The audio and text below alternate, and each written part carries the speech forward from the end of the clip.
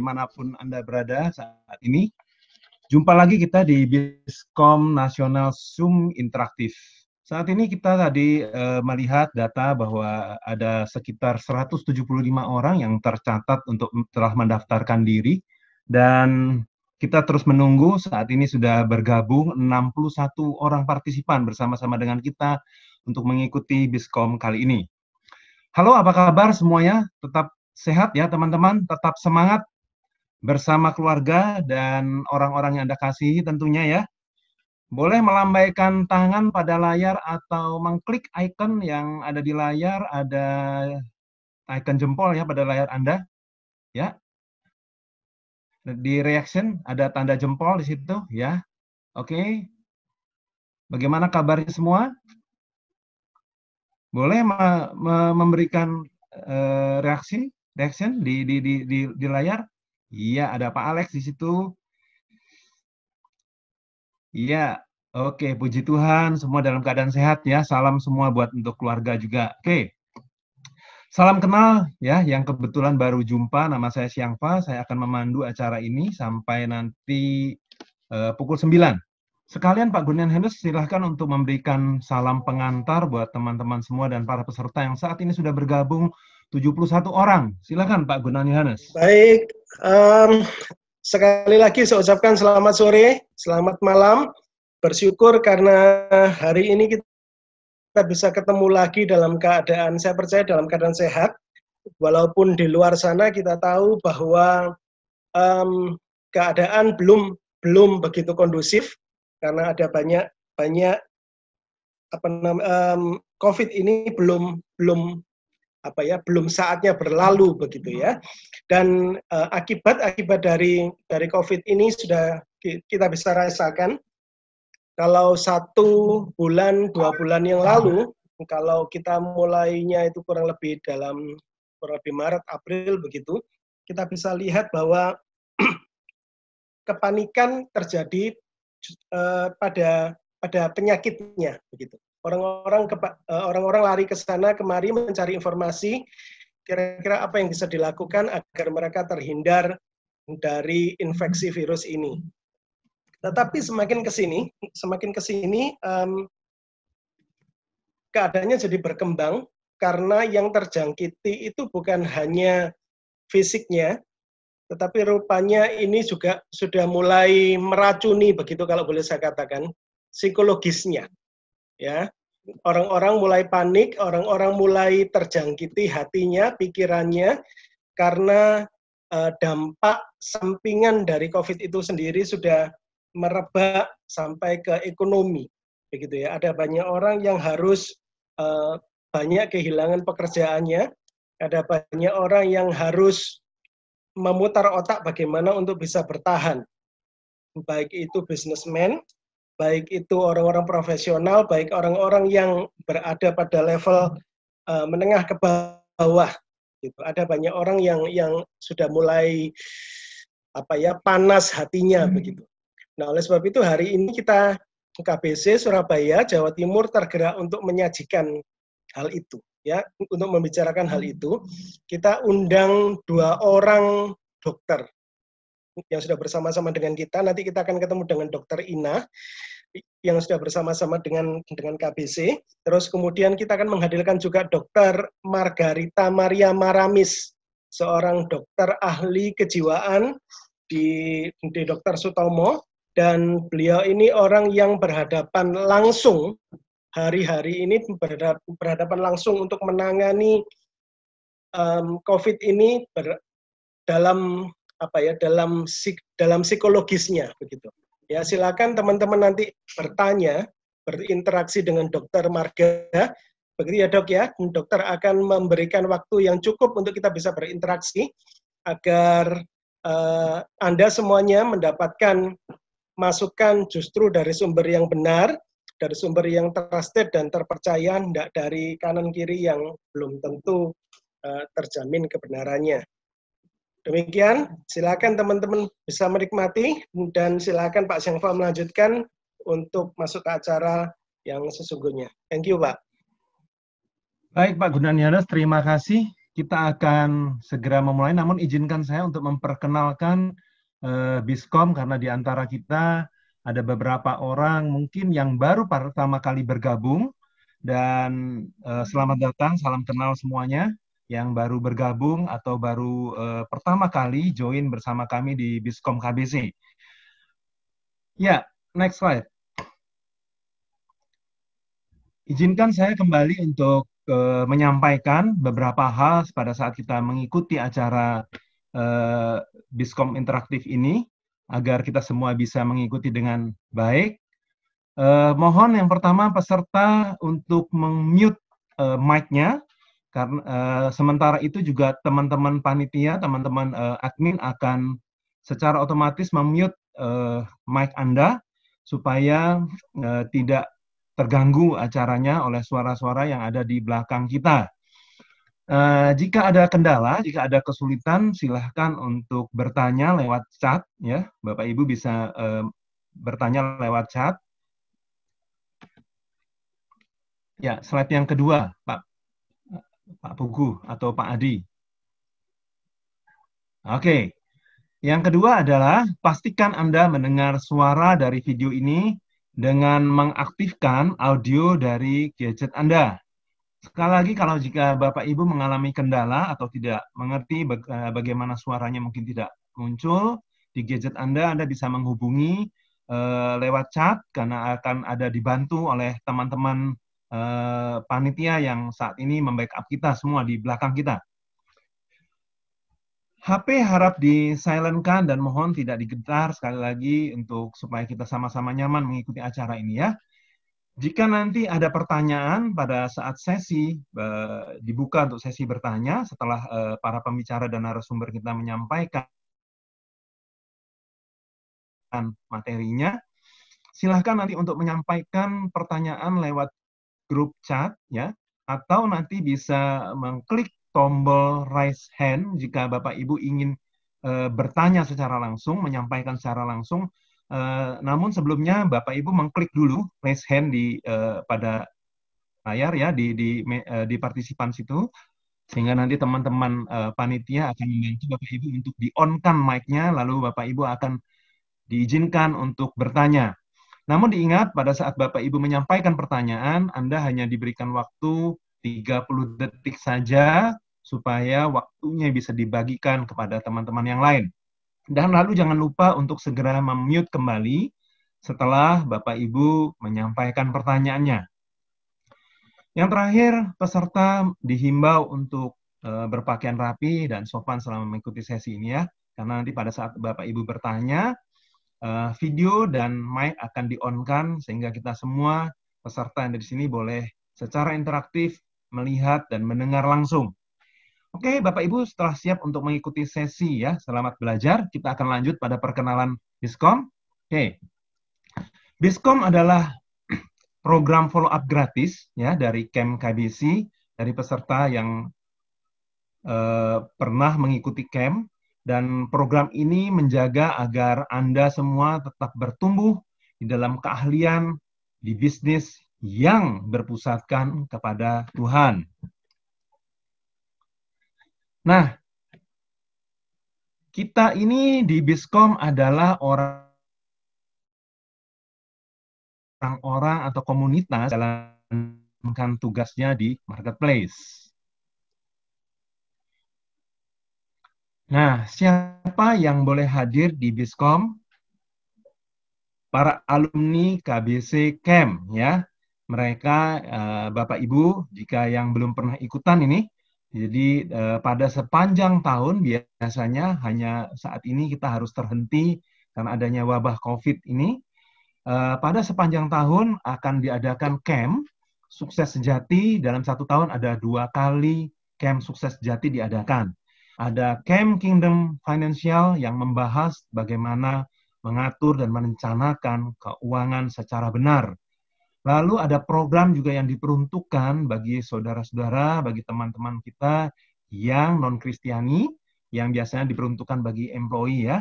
Ini adalah program Road to Success. Ada juga program yang dipersiapkan untuk kaum muda, program Dare to Success. Nah, ini Jadi bagi Bapak Ibu yang pernah mengikuti camp-camp tersebut yang tadi saya sebutkan, boleh diizinkan untuk ambil bagian dalam Biskom ini. Namun kami juga membuka diri untuk bagi alumni dan yang non-alumni. Ya, partisipan. Siapa? Pengusaha, profesional, pekerja Kristen yang ingin berkembang dalam kompetensi dan keahlian. Visi dan misi KBC adalah menjadi komunitas dunia usaha yang berpusatkan pada Allah. Inilah menjadi visi dari KBC. Dengan misi membangun komunitas bisnis kerajaan Allah yang bertumbuh dalam kebenaran, bertumbuh dalam keahlian, dan bertumbuh dalam kepedulian. Inilah menjadi visi dan misi KBC. Next slide. Ya, kita mempunyai value yang disebutnya glory. Glory ini adalah singkatannya seperti pada layar Bapak Ibu sekarang. G-nya adalah God Center atau berpusatkan kepada Tuhan. L-nya adalah loyal to process, belajar setia pada proses. O-nya adalah obedient to truth, berani melakukan kebenaran. R-nya real spirit of excellence, memberikan yang terbaik. Dan yang terakhir adalah yielding right, berkorban untuk orang lain. Inilah sepintas dari perkenalan kita, KBC dan Biskom, kenapa kita ada di sini. Dan jangan lupa Bapak Ibu untuk juga ikut serta nanti di dalam acara yang diadakan setiap hari Selasa, Kamis, dan hari Sabtu. Dan ini adalah agenda untuk hari Kamis yang akan datang. Bapak Ibu nanti bisa join juga seperti sekarang ini dengan scan barcode yang ada di sini juga boleh juga, atau QR di sini, atau juga mendaftarkan pada teman-teman nanti yang akan diinfokan lewat WA. Nah, teman-teman, kami juga turut berpartisipasi dengan membantu bersama-sama berjuang bagi para tenaga medis yang saat ini berjuang terus untuk memerangi COVID. Dan sementara kita di rumah, tapi kita juga bisa turut berpartisipasi dengan memberikan donasi kita. Dan seperti di pada layar, Bapak Ibu bisa turut berpartisipasi untuk memberikan donasinya. Ya, demikian perkenalan kita dan beberapa agenda ke depan yang akan kita adakan hari Kamis dan hari Sabtu yang akan datang, akan diinfo kembali ya Bapak Ibu. Oke, saat ini kita berada di tengah pandemi COVID-19. Kesehatan mental menjadi fokus yang utama dan wajib kita jaga, ya. Dan tak terasa kita sudah berada 1 bulan ya, mungkin 1 bulan lebih ya sejak dimulainya COVID mulai mewabah di kita, kalau tidak salah mulai akhir Maret ya, kita mulai, anak-anak juga mulai dirumahkan, mulai belajar dari rumah. Dan tentunya pengalaman selama di rumah ini, selama 1 bulan ini mungkin sudah mulai timbul perasaan-perasaan, mulai timbul yang mengganggu secara emosional mungkin ya, karena kita terlalu lama di rumah, selain juga pekerjaan yang tertunda dan income yang berkurang dan menurun, tapi juga ada efek-efek lain yang mungkin saat ini sedang terjadi. Nah, oleh sebab itu, Biskom Nasional kali ini akan membahas pentingnya menjaga kesehatan mental kita selama dan sesudah COVID-19. Apa saja yang bisa kita lakukan di tengah-tengah keterbatasan kita saat ini? Ya, bersama kita pada saat ini hadir narasumber kita, ada Dr. Ina Wijayanti MH. Beliau alumni Fakultas Kedokteran Universitas Brawijaya dan Magister Hukum Untak Surabaya, founder Angels and I Children Daycare dan Learning Center, Direktur Klinik Estetika Dermasense. Dr. Ina, boleh ditampilkan videonya, teman-teman admin, supaya saya bisa menyapa Dr. Ina, dan sekalian teman-teman peserta boleh mengenal. Boleh dibantu untuk videonya Dokter Ina? Ya, inilah Dokter Ina. Dokter Ina, halo, apa kabar? Senang kita bisa berjumpa kembali Baik, di ini, sementara kita di rumah ya, Bu Ina. Apa ya. saja nih kegiatannya selama eh, WFH nih, Bu Ina? Dokter Ina? Hmm, saya masih belum sepenuhnya WFH, jadi masih ada saat-saat untuk masuk di klinik karena klinik kami masih melayani untuk pasien-pasien yang membutuhkan mungkin vitamin, injeksi vitamin, infus vitamin gitu. Belum sepenuhnya WFH, tapi Belum memang sepenuhnya, Bu? sudah banyak. Oh, Untuk jam kerjanya sudah jauh dikurangi, jadi kita hanya buka jam 10 sampai jam 5 sore sekarang. Dokter Ina ini juga suaminya adalah seorang dokter juga ya, begitu Dokter Ina ya? Ya, Nah, boleh suami cerita nih, saya, kegiatannya sekarang suami gimana nih Dokter Ina? Apakah juga terlibat sama persis seperti Dokter Ina? ya, suami saya seorang dokter spesialis patologi klinik Oh, yang biasanya mengurusi pemeriksaan-pemeriksaan darah dan sebagainya ya. Justru pada saat seperti ini, dia tidak ada hari liburnya. Jadi hari wow. Sabtu, Minggu tetap masuk. Tapi ya Hingga memang pada saat ini ya Dokter Ina ya? sampai saat ini. Tapi Wow, memang kita itu berdoa yang untuk memang sehat diperlukan ya. dan ya terima kasih banyak. Semoga ya doa kita bersamalah semoga pandemi ini cepat-cepat berakhir gitu ya. Amin. Baik, terima kasih Dokter Ina. Saya bergeser dulu ke narasumber kita yang kedua adalah Dokter Margarita Maria Maramis, SPKJ KFISCM. Selamat malam, Dokter Margarita. Malam. Malam. Dokter Margarita ini adalah Kepala Instalasi Rawat Inap Jiwa RSUD Dr. Sutomo, staf medis, fungsional, Departemen Psikiatri RSUD Dr. Sutomo FK UNER, staf SMF Departemen Psikiatri RSUD Dr. Sutomo FK UNER ya. Nah, Bapak Ibu juga bisa melihat pada layar ini adalah profil dari Dr. Margarita ya. Boleh kita sekarang dialihkan ke videonya ke Dokter Margarita. Saya ingin ngobrol sebentar menyapa Dokter Marga. Manggilnya dokter apa ya? Dokter Marga ya? Margarita atau gimana dok? Iya, Marga aja biasanya Oh, dipanggil, dipanggilnya Dokter Marganya. Apa kabar Dokter Marga? bukan margarin. Baik, Pak Fung. Ya, Pak sehari-harinya apa nih? panggilnya Pak Siang, Pak Fung. Pak Siangpa, Sehari-harinya Siangpa aja. Ya. Pak Siangfa, Apa aja oke. nih? Pak Apa Siangfa. aja aktivitasnya selama COVID ini, Dokter Marga? Ya tetap aja ya, karena orang sakit kan tetap ada.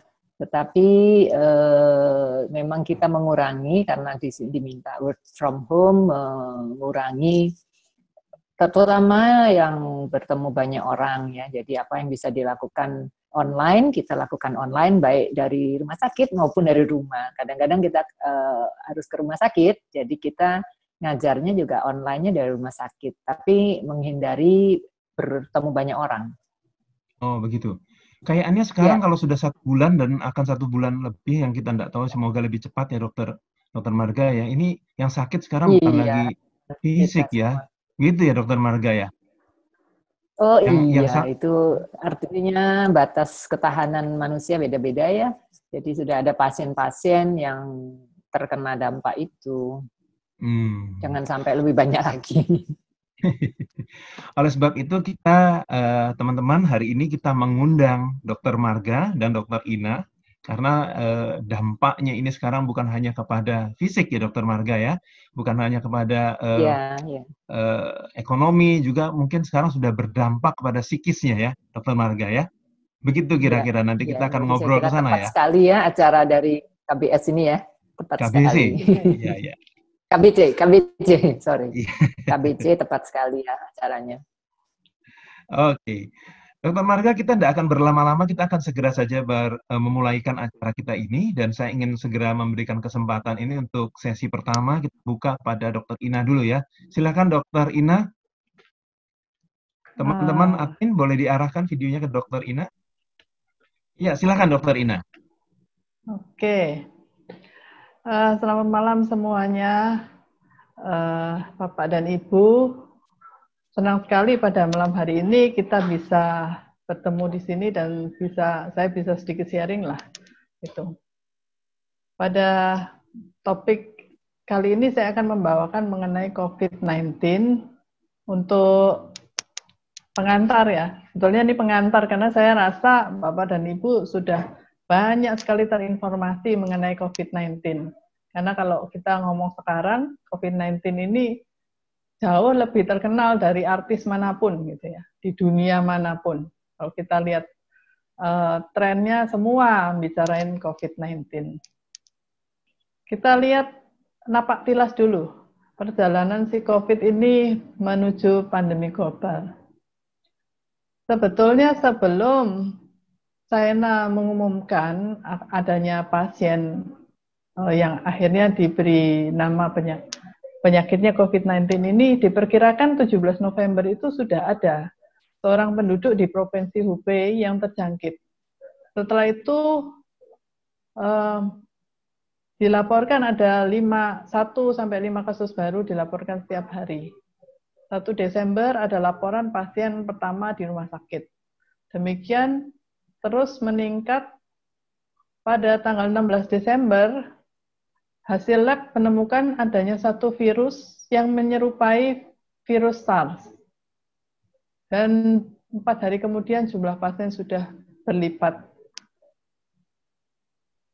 Baru tanggal 31 Desember, China melaporkan adanya pneumonia yang penyebabnya tidak diketahui. Pada saat itu karena pasiennya ada beberapa pedagang yang beroperasi di pasar ikan di sana, diperkirakan virus ini berasal dari kelelawar.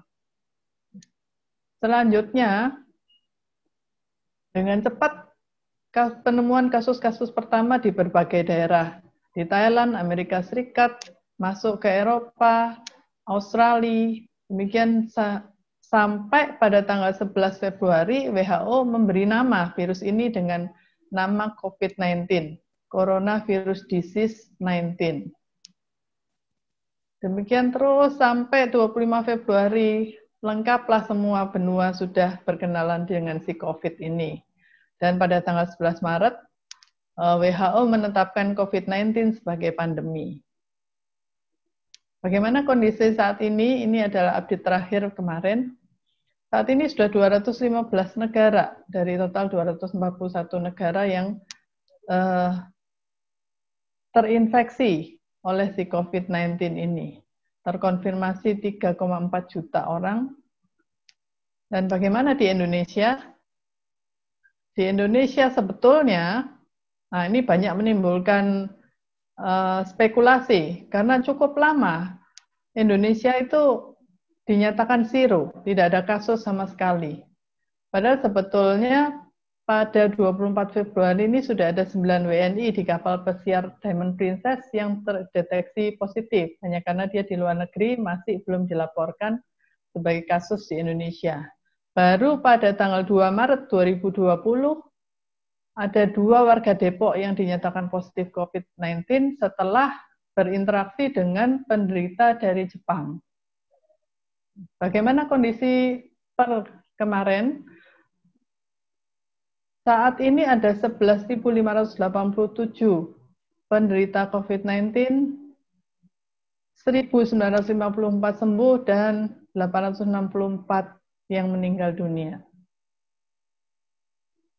Nah, siapa? Kalau kita ketemu ini, saking terkenalnya si COVID-19 ini, pasti kalau kita ketemu di jalan gitu, pasti kita sudah menyapa ya, atau lari ketakutan.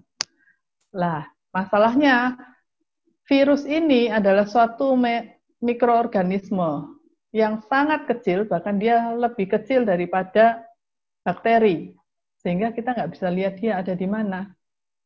Dengan demikian, yang terjadi saat ini adalah sebagian orang itu meremehkan. Benar ada nggak sih? Di mana dia adanya? Gitu ya. Nah, susahnya virus ini secara naturalnya dia berkembang biak hanya di dalam sel yang hidup. Jadi sangat penting bagi kita itu untuk meningkatkan daya tahan tubuh kita, ya, karena pengobatan banyak memberikan efek samping.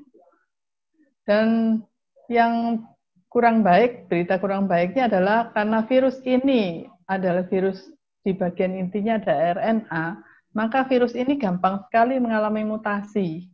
Sehingga kalau kita nantinya sudah mendapatkan vaksin, vaksin tersebut juga tidak akan bertahan terlalu lama karena virusnya udah kadung berubah, gitu. Seperti vaksin pada influenza. Yang perlu diketahui dan perlu diwaspadai di sini adalah ada bedanya antara gejala-gejala virus corona, influenza, yang namanya flu semua sebetulnya ya, mirip-mirip begitu. Tetapi yang khas di virus corona ini sebagian besar pasti akan mengalami demam, batuk kering, yang nyerinya bukan di tenggorokan, tetapi lebih ke dalam yaitu di bagian dada, gitu ya. Dan yang harus diwaspadai, harus diperhatikan betul apakah orang tersebut itu sudah mengalami pernafasan cepat yang tidak normal. Ini jarang ada yang penyakit begini, kadang-kadang ini suka terlewati. Sehingga pada saat pasien itu periksa ke dokter, diperiksa saturasi oksigen, jadi kadar oksigen di dalam sel-sel tubuhnya itu sudah banyak menurun. Salah satu yang lain adalah dahak kental kuning kehijauan, ini biasanya pada fase-fase yang lebih lanjut. Dan seringkali disalah diagnosakan dengan infeksi bakteri. Gitu ya. Kemudian, diagnosa yang lebih pasti lagi adalah pada pemeriksaan sinar X pada paru-paru, di mana di sana akan banyak ditemukan bercak-bercak di dalam paru-paru. Bisa dikonfirmasi juga dengan menggunakan CT scan. Kalau kita melihat gejala awal dari penyakit ini, mirip-mirip sama penyakit yang lain. Jadi harus bagaimana? Apakah kalau kita sudah mengalami demam, batuk, apa harus langsung ke rumah sakit? Tidak juga begitu. Pada saat ini justru sebisa mungkin, kalau memang kita tidak pasti atau tidak yakin kita berkaitan dengan COVID, lebih baik kita menghindari dulu rumah sakit. Karena justru di rumah sakit virus ini banyak terdapat. Ya, jadi harus bagaimana? Ya kalau kita mulai awal sakit, usahakan kita meningkatkan daya tahan tubuh. Kalau memang sakit sekali ya perlu minum obat ya. Tetapi jangan lupa harus dievaluasi maksimal 3 hari. Kalau gejala tidak membaik, kita harus pergi ke dokter untuk periksa. Ya, belum tentu harus ke rumah sakit. Tetapi kalau memang ada kontak, barulah kita datang ke rumah sakit. Ya. Kalau begitu siapa yang perlu cek kesehatan ke rumah sakit? Yang pertama sekali adalah kita harus memperkirakan kita ini pernah kontak dengan pasien COVID atau enggak. Karena setiap pasien yang pernah kontak dengan pasien COVID itu wajib mengevaluasi dan harus waspada. Kalau dia kontak kemudian ada gejala, wajib saat itu juga untuk ke rumah sakit untuk menjalani pemeriksaan. Kalau kontak tanpa gejala, kita isolasi diri dulu selama 14 hari. Mudah-mudahan tidak bergejala, tapi kalau begitu timbul gejala, ya harus tetap langsung menghubungi rumah sakit. Sementara untuk yang tidak ada kontak, kalau kita mengalami gejala, kita bisa pergi ke dokter terdekat. Jadi nggak usah buru-buru ke rumah sakit, ya sampai untuk mendapatkan pemeriksaan lebih lanjut. Yang perlu kita ketahui juga, sekarang ini ada istilahnya ODP, PDP, suspek dan confirm positif COVID-19. Ini ditetapkan untuk melihat seberapa besar risiko orang tersebut. Orang dalam pemantauan adalah semua orang yang kontak dengan penderita COVID-19 atau diperkirakan kontak dengan penderita COVID-19. Kalau orang tersebut mengalami keluhan gejala sedang, sudah mulai rasa, maka dia sudah masuk di dalam kriteria pasien dalam pengawasan dan harus diperiksa secara intensif, diikuti perkembangan penyakitnya. suspek jika PDP tersebut selain ada riwayat kontak dengan orang positif, riwayat penyakitnya, pemeriksaan yang lain juga menunjukkan mengarah ke COVID-19 dan baru dikatakan confirm positif COVID-19 bila pemeriksaan swab PCR-nya dinyatakan positif. Gitu. Nah, kita semua yang ada di sini itu punya tugas untuk memutus rantai penularan. Dan kita semua di sini ini punya kesempatan yang besar ya, punya impact yang besar terhadap lingkungan kita. Karena kita di sini baik profesional maupun pengusaha, itu kan banyak sekali kontak dengan orang lain. Dan sebagian dari kita mempunyai banyak juga karyawan. Sehingga kita bisa mempengaruhi ya, dan mengajak mereka untuk menerapkan social distance dan sebagainya ini untuk memutus rantai penularan.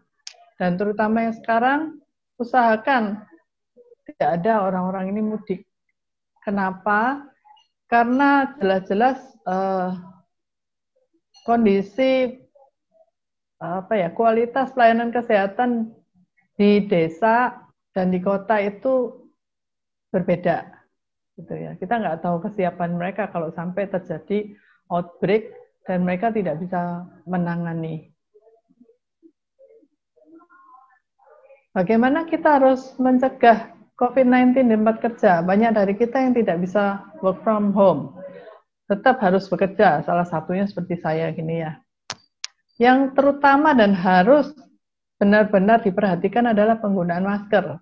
Jangan pakai maskernya pakai lepas ini. Baru ada satu pasien suami ini, yang akhirnya positif COVID-19. Ternyata sehari-harinya beliaunya masih bekerja, dan di dalam dia bekerja, penggunaan maskernya itu tidak konsisten. Seringkali dilepas karena merasa nggak enak ya, ngap gitu kalau pakai. Kemudian yang lain yang harus diperhatikan adalah penggunaan hand sanitizer. Seringkali kalau kita sudah pakai hand sanitizer, kita merasa sudah aman. Padahal hand sanitizer ini tidak bisa bekerja maksimal pada tangan yang kotor. Karena dia tidak bisa membersihkan atau menjangkau baik virus maupun kuman yang ada di balik debu. Sehingga kalau tangan kita kotor, yang paling baik ya harus cuci tangan. Gitu ya. Kemudian juga disinfeksi tempat kerja. Sebaiknya sedikitnya 2 kali sehari, dan terutama ini dilakukan pada lokasi-lokasi yang banyak trafiknya. Penelitian menunjukkan bahwa jumlah virus itu terbanyak adalah di lokasi banyak lalu lalangnya orang. Gitu ya. Dan pada barang-barang yang banyak digunakan bersama, contohnya handle pintu, tombol lift, dan sebagainya. Selain itu, yang perlu diperhatikan adalah frontliner kita, ya, untuk front office-nya itu, karena mereka lah yang selalu bertemu dengan customer, mungkin juga ada pengiriman makanan, Grab, dan sebagainya, sehingga banyak sekali kontak dengan orang-orang yang kita tidak tahu statusnya, maksudnya status kesehatannya ya, sehingga perlu mendapat perlindungan tambahan, seperti mungkin harus pakai sarung tangan, begitu. Kemudian juga harus berani mewajibkan konsumennya menggunakan masker dan cuci tangan atau pakai hand sanitizer. Sampai kapan sih? Ini adalah pertanyaan yang saya rasa sudah ditanyakan oleh semua orang. Kita sudah mulai jenuh ya dengan kondisi seperti ini. Sampai kapan? Rata-rata dari peneliti-peneliti dari berbagai universitas mengatakan diperkirakan pada akhir Mei atau awal Juni. Tapi sepertinya ini kok mundur-mundur terus ya. Ketua gugus tugas ngomong Juni, tapi saya baru dapat informasi terbaru, dikatakan bahwa ini yang dari luar negeri, satu universitas di Singapura, yaitu Singapore University of Technology and Design, ini yang tadinya mengatakan bahwa 97% kasus di Indonesia akan selesai pada 6 Juni 2020. Berita yang terbaru saya terima, dia mengatakan baru akan selesai pada bulan September. Cukup lama itu ya. Dan perkiraannya untuk dunia 1 Desember mudah-mudahan sudah bisa berakhir. Tetapi semua prediksi ini ada syaratnya. Jadi tidak melulu seperti ramalan gitu ya. Nah, syaratnya adalah kalau kita bisa menerapkan atau memutus rantai penularan tersebut, baik dengan physical distance dan sebagainya, atau dengan ditemukannya vaksin. Bagaimana dampaknya? Yang kita tahu saat ini dan yang paling menggelisahkan mungkin adalah banyaknya PHK.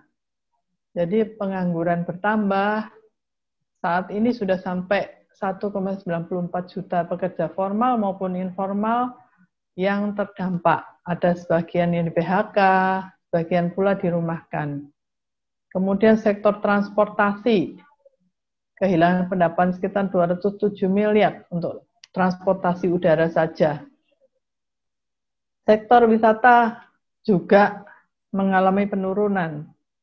Sekitar 6.000 hotel di Indonesia okupansinya mencapai 50%. Kemudian terjadi inflasi dan kenaikan harga barang. Ada yang mengatakan bahwa 115 juta masyarakat rentan miskin, bukan yang miskin, karena kalau yang miskin sudah banyak dapat bantuan, tapi yang rentan miskin bisa jatuh ke bawah garis kemiskinan. Terjadi penurunan indeks IHSG maupun pelemahan kurs rupiah. Menurut OJK dan LPS, jika badai COVID mencapai puncak di akhir Mei 2020, laju pertumbuhan ekonomi tahun ini masih bisa mencapai 2,3%. Tapi kalau puncaknya baru terjadi September, maka laju pertumbuhannya akan menjadi minus. Life isn't about waiting for the storm to pass. It's about learning to dance in the storm, in the rain. Ini adalah tugas kita bersama.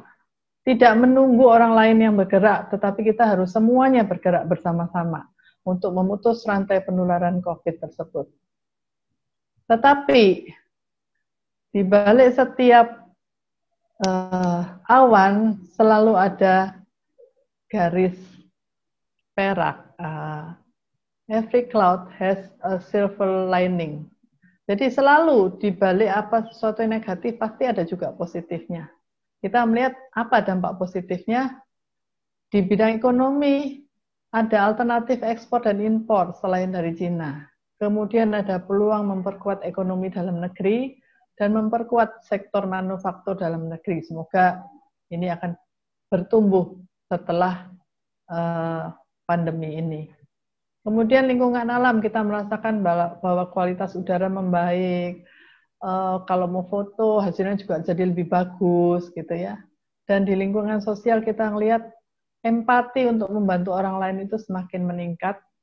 Kemudian ada meningkatnya kebiasaan pola hidup bersih dan sehat, serta yang mungkin tidak ternilai adalah adanya peningkatan hubungan keluarga. Edisi kabar baiknya, sampai saat ini jumlah pasien sembuh sudah mendekati 17% kasus positif, mudah-mudahan cepat bertambah lagi. Kemudian 14 provinsi sudah tidak melaporkan adanya kasus baru,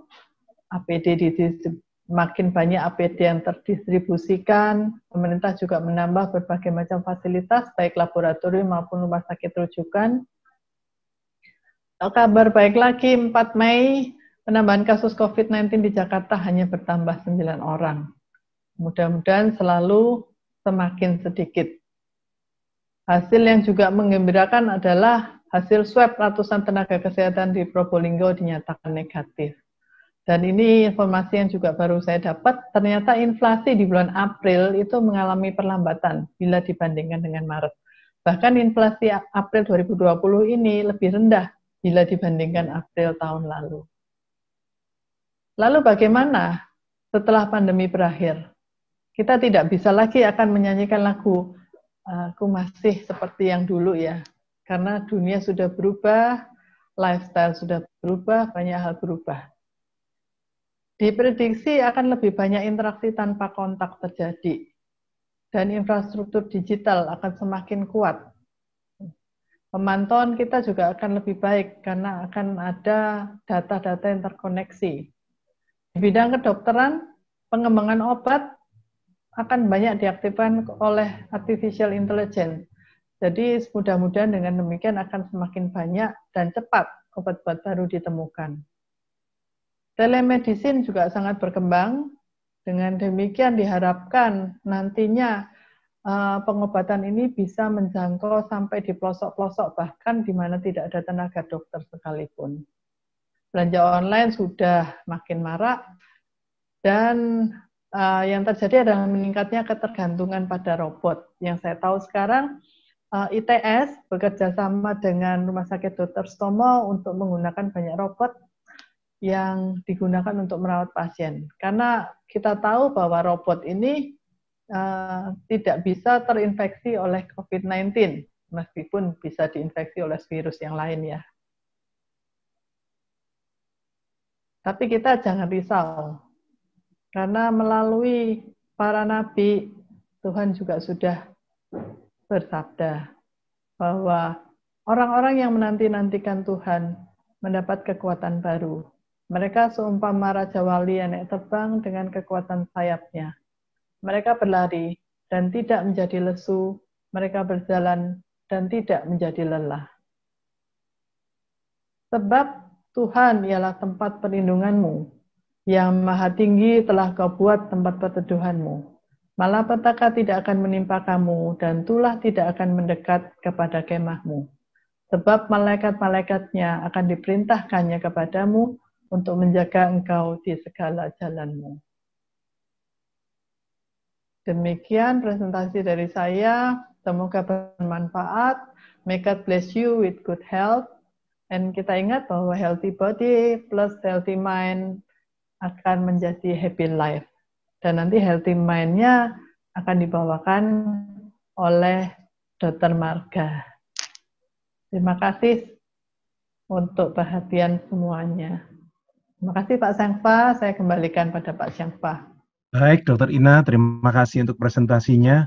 Minimal dari catatan saya tadi, saya jadi lebih tahu ya, di samping bagaimana harus menangani dan bagaimana kita bersikap dan menjaga. Satu hal yang tadi saya catat adalah jangan boro-boro ke rumah sakit ya, kalau tahu gejala-gejalanya.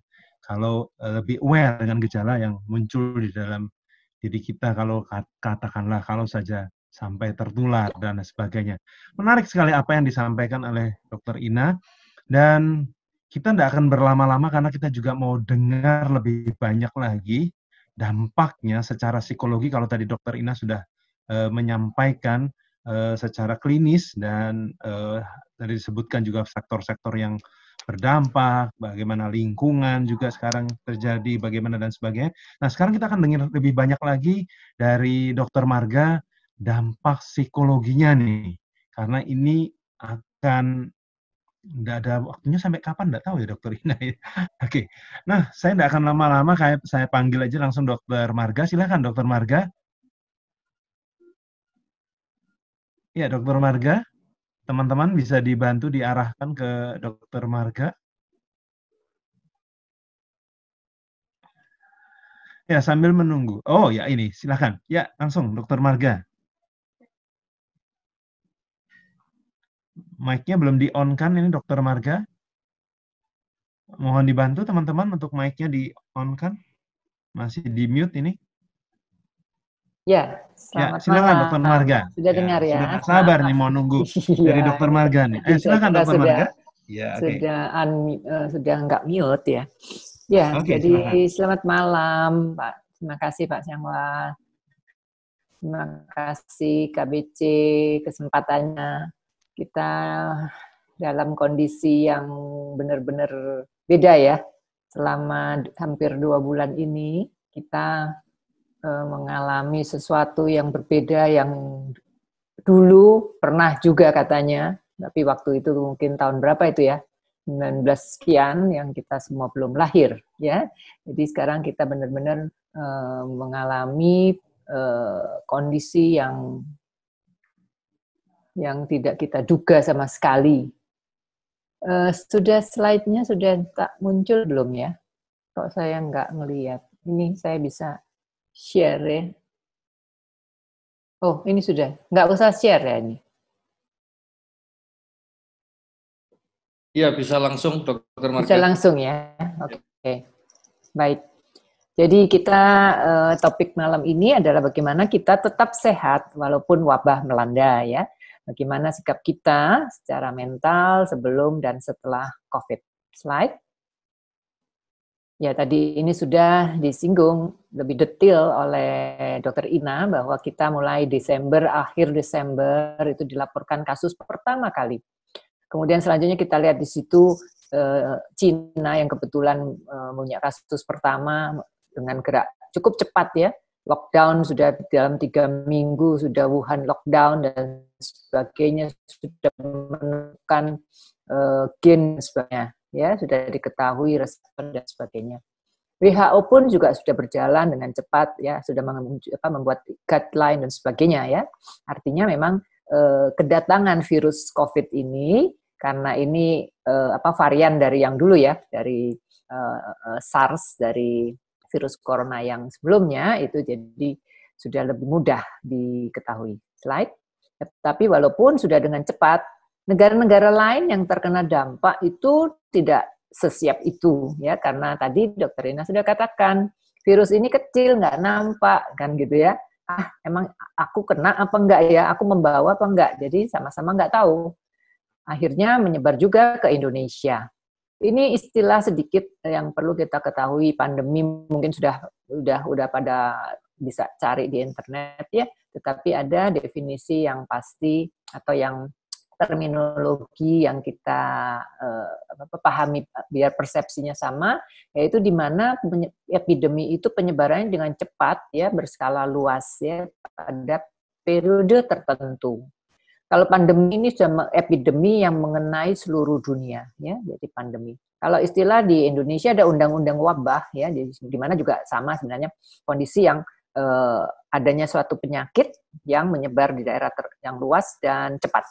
Jadi infeksi ini ya, karena penyakit infeksi yang biasanya datang dan pergi begitu ya, bisa datang dan bisa datang lagi ya. Jadi ini perlu kita perhatikan di sini ya, bisa muncul kembali dalam bentuk yang lain ataupun sama ya, mereda sesaat kalau kita nggak melakukan antisipasi khususnya dalam perilaku, ini akan muncul kembali seperti tamu tak diundang gitu ya. Baik, slide Pak Alex. Ya, ini gambaran kita sebagai bagian dari dunia ya, teman-teman kita, tetangga kita, ini anak Indonesia di sini kali yang kasihan dan yang meninggal pun banyak ya. Jadi ini posisi kita di antara dunia, tapi jangan meremehkan, lingkaran kecil bisa membesar. Tapi tadi data terakhir bulan Mei kelihatannya nggak terlalu peak ya, jadi sudah mulai melandai. Slide Pak Alex. Ya, ini tadi data Indonesia. Ya, kita lihat di sini slide sebelumnya ya, dari Indonesia per 5 Mei ya, seperti ini kondisinya kita sudah bisa memantau secara bersama-sama. Yang kita harapkan tuh ini ya, kita mengharapkan ini itu tidak naik, makan melandai. Ini kelihatannya sudah tetap dan akan turun. Cuma kalau tadi Dr. Ina sudah katakan, kalau kita tidak menjaga ini akan terus tapi panjang gitu. Jadi makin lama. Sehingga memang betul kita bisa bantu dengan terus mendengungkan untuk masker dan sebagainya yang tadi yang kita sudah tahu. Kita tegur atau ingatkan yang baik semua orang di lingkungan kita yang nggak pakai masker, pekerja dan sebagainya, perlu kita terus ingatkan. Lanjut. Slide Pak Alex.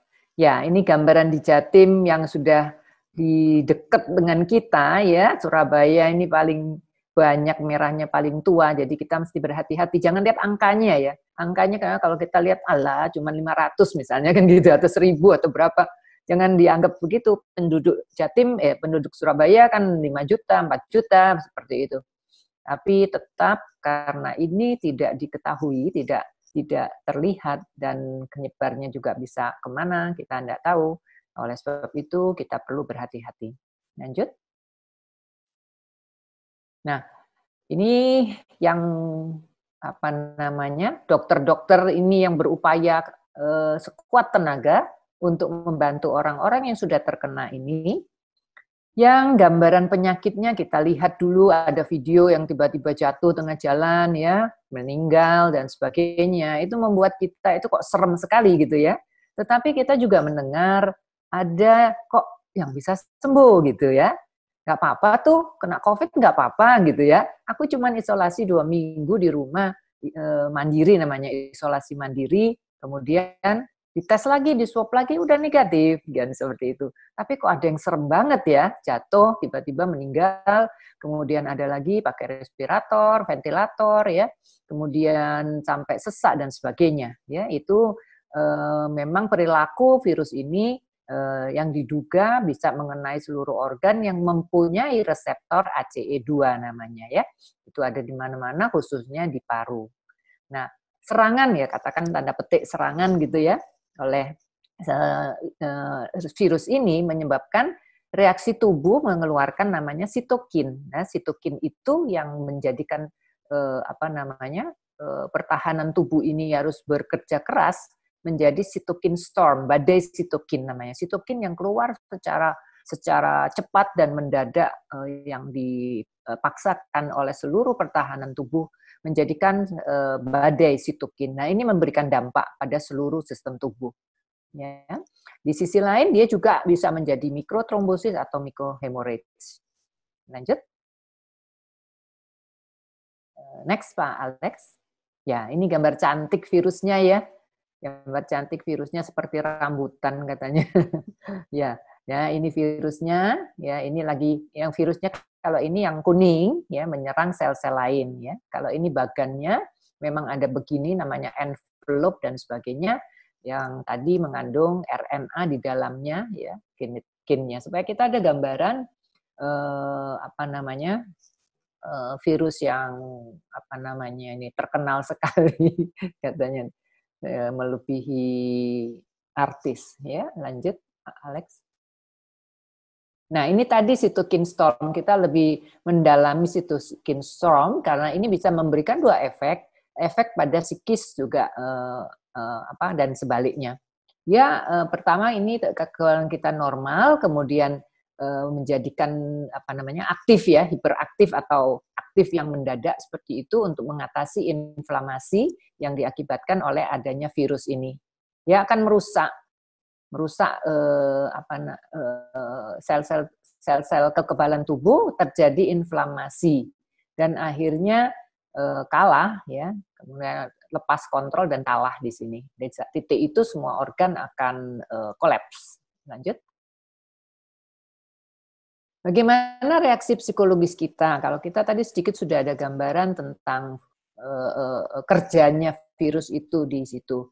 Nah, ini reaksi dari badan kita pada orang yang sakit sama pada kita yang tidak terkena. Itu bagaimana kita harus bereaksi.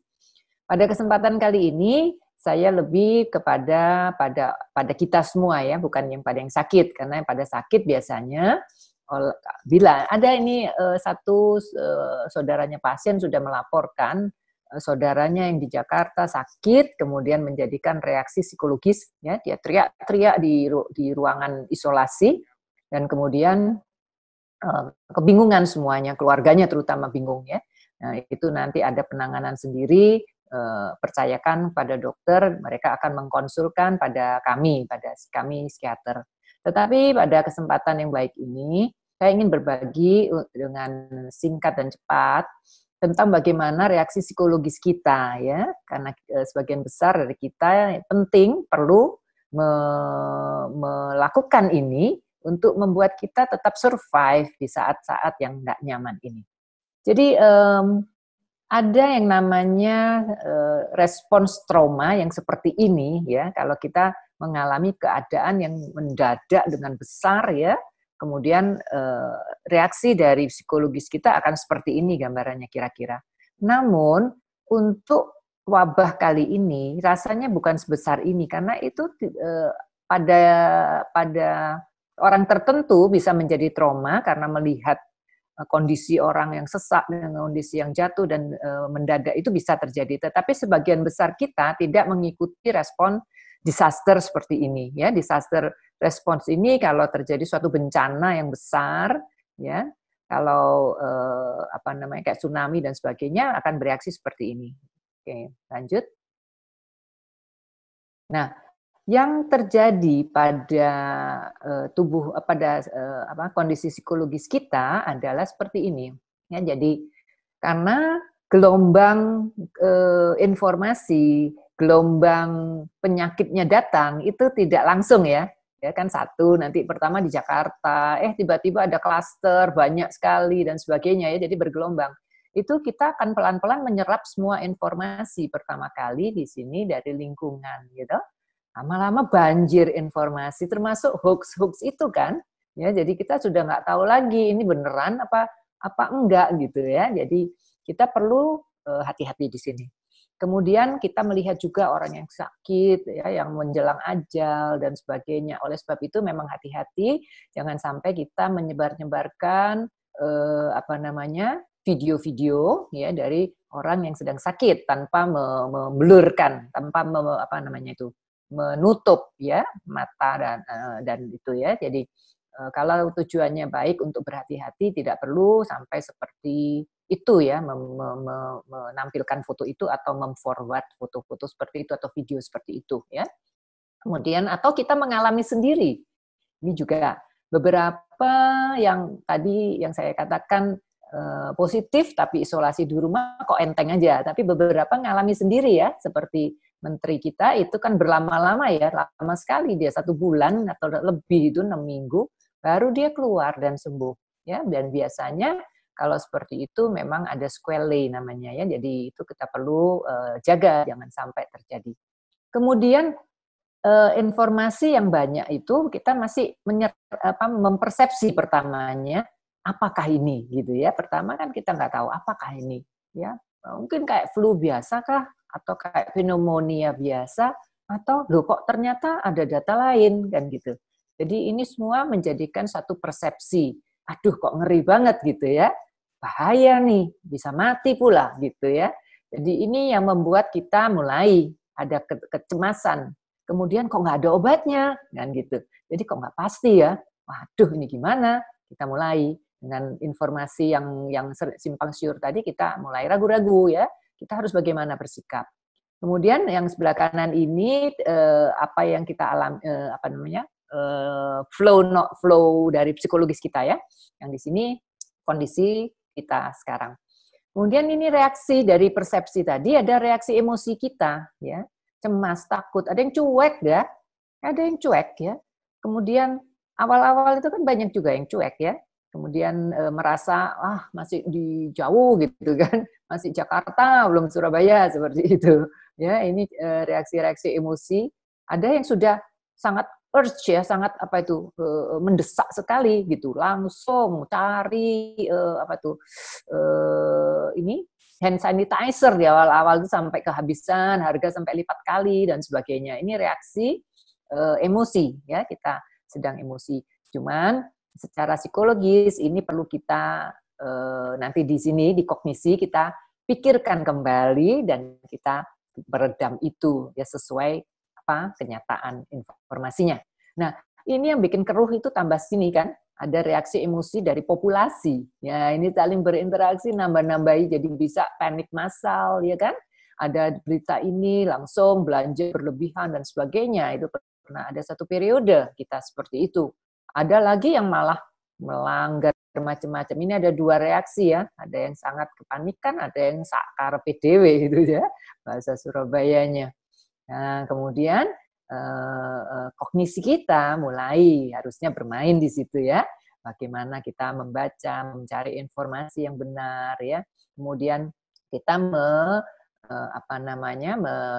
menumbuhkan pemikiran-pemikiran yang positif ya, yang realistis ya untuk mengatasi itu ya. Ini di sini secondary appraisal namanya ya. Itu harus cukup ya resources-nya. Kalau nggak cukup, kita kan salah dalam mempersepsi atau mengambil appraisal yang kedua ini. Ya, kadang-kadang ini menjadikan jadi tambah kuat negatifnya. Ada pasien yang sama sekali nggak mau keluar dari rumah, saking takutnya gitu ya, sama sekali. Di dalam rumahnya aja dia pakai kaos tangan gitu ya. Jadi itu sangat-sangat terlalu berlebihan. Ya, kemudian kita lakukan apa? Coping namanya ya dalam bahasa psikologi itu coping. Coping itu mengatasi masalah ya. Bagaimana kita mengatasi masalah, mencegahnya, melakukan anjuran sehat ya, membuat perencanaan karena kita harus reschedule, restruktur ya, merestrukturisasi orang-orang tertentu, usahanya betul-betul menjadi suatu yang perlu direncanakan kembali ya. Untuk sebagian lainnya ini tadi masih juga belanja khawatir yang dipikirkan itu ya. Orang khawatir kan pikirannya menjadi berlebihan sehingga menjadi berlebihan juga belanja, cari support ke sana ke sini, periksa berulang-ulang, ngecek nggak ada tanda, nggak ada gejala, minta di rapid, nggak ada tanda, nggak ada gejala, minta di swab. Itu ada juga pasien yang seperti itu. Nah, untuk hal-hal yang demikian, kita perlu tahu informasi yang benar, kita perlu memberi suatu arahan yang betul bahwa itu tidak perlu, ya. Dan menulari ini maksudnya bukan menular seperti virus COVID, tetapi cemas itu menular gitu ya. Jadi ini bahaya, hati-hati ya, menular tanda petik gitu ya. Cemas itu orang cemas dia menyampaikannya dengan penuh kecemasan, orang lain menjadi tertular cemasnya, ikut cemas semua, jadi itu nama hysterical mess gitu ya. Nah, seharusnya setelah kita tadi ini mengarahkan pikiran kita kepada ini, mencari sufficient resources, kemudian yang positif ya, kita melakukan solusi untuk mencegah ya. Kemudian kita di sini sampai ke sini ya, mencari belajar dari itu ya. Kemudian mengambil hikmah dan arti dari suatu kejadian. Next slide. Ya. Nah, ini tadi sudah saya sebutkan juga ya, ada beberapa bagi manusia individu ya, beberapa orang yang menjadi pandemic anxiety atau pandemic fear, jadi ketakutan. Dia bukan hanya takut tertular, tapi dia juga takut menularkan ya. Jadi dia merasa aku juga bisa menularkan ya karena ada kariernya ya. Aku juga bisa menularkan, jadi dia juga menjauh dari orang-orang dan sebagainya. Ya, bahkan takut pada proses kematian, ada takut kematiannya itu sendiri. Respon perilakunya macam-macam nih ya, kita sudah tahu semua ya. Ada yang memeriksa berulang-ulang, tidak perlu ini rumahnya dibersihin berulang-ulang gitu ya, handle pintunya dan sebagainya, itu ada juga pasien seperti itu ya. Kemudian periksa kesehatannya berulang-ulang untuk meyakinkan bahwa dia tidak terkena COVID. Kemudian mengucilkan bahwa ada yang ini istilahnya itu. Ada satu pasien dia mengatakan bahwa saya ini dulu dia pernah ada pikiran bunuh diri ya karena dia menderita depresi. Dengan adanya COVID, dia itu mengharapkan bahwa dirinya itu terkena COVID ya, sehingga dia itu matinya mati nature gitu katanya. Saya nggak mau bunuh diri karena bunuh diri itu dosa. Tetapi saya mengharapkan saya ini terkena COVID. Jadi dia kemana-mana nggak pakai masker. ke supermarket dan sebagainya, karena dia mengharapkan seperti itu. Jadi ada beberapa yang memang sebelumnya mempunyai kerentanan secara psikologis, bisa memakai ini sebagai suatu saluran ya, jalannya untuk mencapai suatu pemikiran yang negatif. Kemudian ini kita sudah tahu ini tadi bolak-balik hand sanitizer ya, sampai tangannya putih seperti itu. Ya, oke, saya kira itu. Lanjut. Nah, ini ada data ternyata dari suatu penelitian di Cina, di sana juga terkena ya dampak, bahkan 50% ya, 50-an% terkena dampak psikologis ya. Ini pada 1.200 responden, ada yang menderita depresi sedang dan berat, dan yang moderate to severe anxiety juga ya. Bahwa ada 53 separuh populasi menderita itu. Nah, biasanya orang menyepelekan ya untuk hal-hal psikologis. Anggap kan biasa ya, ini rodok-rodok agak-agak sedih, agak-agak cemas, itu kan biasa. Tetapi jangan mengabaikan, karena itu tadi nanti belakang saya akan jelaskan bahwa ini akan mempengaruhi sel-sel tubuh dan akan menurunkan sistem kekebalan tubuh kita. Lanjut. Lanjut, Mas Alex. Oke, jadi ini wabah yang duluan lagi, SARS juga sama ya, 30% mengalami ini, karena ini nggak terlalu luas kayaknya informasinya, juga nggak sampai seperti COVID. Lanjut. Lanjut, Pak Alex. Nah, dampak COVID yang tadi sudah dijelaskan juga sebagian pada ekonomi, pada ini sosial oleh Dr. Ina. Ini saya rangkum khususnya yang berkaitan dengan perubahan psikologis. Banyak penurunan transaksi ekonomi pada bisnis-bisnis tertentu ya. Kemudian kehilangan pekerjaan. Ini semua membuat kita menjadi perubahan kehidupan yang besar ya. Tetapi banyak juga lapangan kerja baru ya, biasa. Ini membuat kita perlu melihat peluang ke arah yang ini ya. Jadi di satu kejadian kita perlu pandai mencari hal-hal yang positif, hal-hal baru yang masih bisa kita lakukan. Kemudian pendidikan itu juga ya tertunda. Ini beberapa mahasiswa saya juga sudah mulai mengeluh, ya harus selesai penelitian, sekarang nggak boleh penelitian di lapangan dan sebagainya, akhirnya harus dirubah penelitiannya dan sebagainya, harus ngulang dan sebagainya. Ya. Jadi memang seperti itu, suatu kenyataan yang tidak bisa kita hindari, ya diikuti. Ya kalau kita menentang terus, habis energi untuk menentang. Kita bisa belajar mandiri, ya kita sudah lebih positifnya ya, kita akan bisa lebih belajar mandiri sebenarnya, terus mengembangkan hobi indoor khususnya ya, bakat dan lainnya. Ada pasien yang cukup sudah mampu ya, saya salut sama pasien itu, udah mampu dia menggerakkan energinya ke positif, tadinya dia ada pikiran bunuh diri dan sebagainya, di saat COVID dia justru menunjukkan strugglingnya ya, dia mengembangkan bakatnya yang dulu dia tidak tahu bahwa dia bisa melukis ya, dalam work from home atau stay home ini dia menghasilkan suatu ya belum lukisan yang cat minyak itu, tetapi masih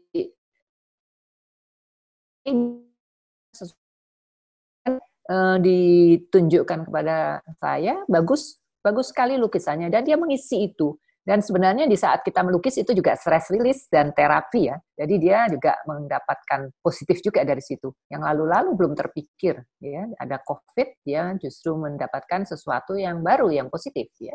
Kemudian pada sosial ini juga hati-hati karena stigmatisasi bisa terjadi dan diskriminasi di awal-awal gitu ya. Orang dari Cina itu menjadi ini di mana-mana ya, karena takut membawa COVID ya. Yang hal lain lagi akibat stay at home bisa menjadi cabin fever, kemudian compassion fatigue ini untuk pekerja medis ya. baik para medis maupun dokter itu bisa sampai burnout ya. Kemudian terjadi social isolation ya.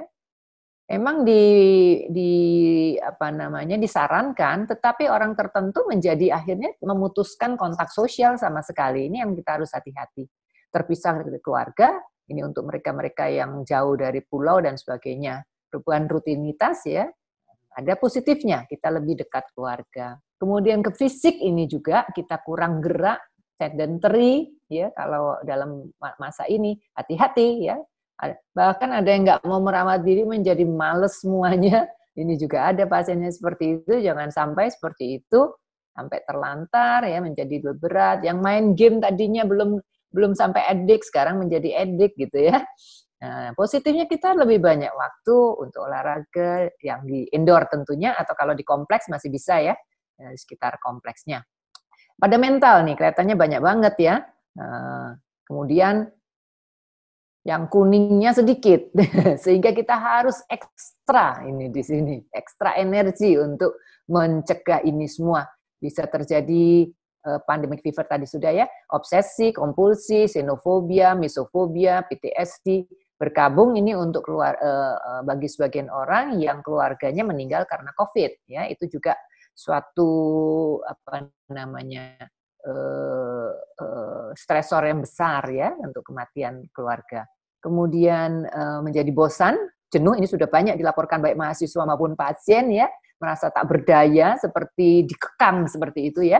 Depresi juga ada yang menjadi kambuh, atau yang nggak pernah sakit pun jadi depresi, ini sudah ada beberapa. Karena tipenya kebetulan dia orang yang outgoing ya, jadi seneng keluar dan sebagainya, itu sekarang disuruh dalam rumah, gimana nih ya gitu ya. Mencetuskan gangguan sebelumnya, ini juga sudah banyak pasien, dan bahkan jangan sampai nih self harm dan suicide. Oke, saya kira lanjutkan Mas Alex ya.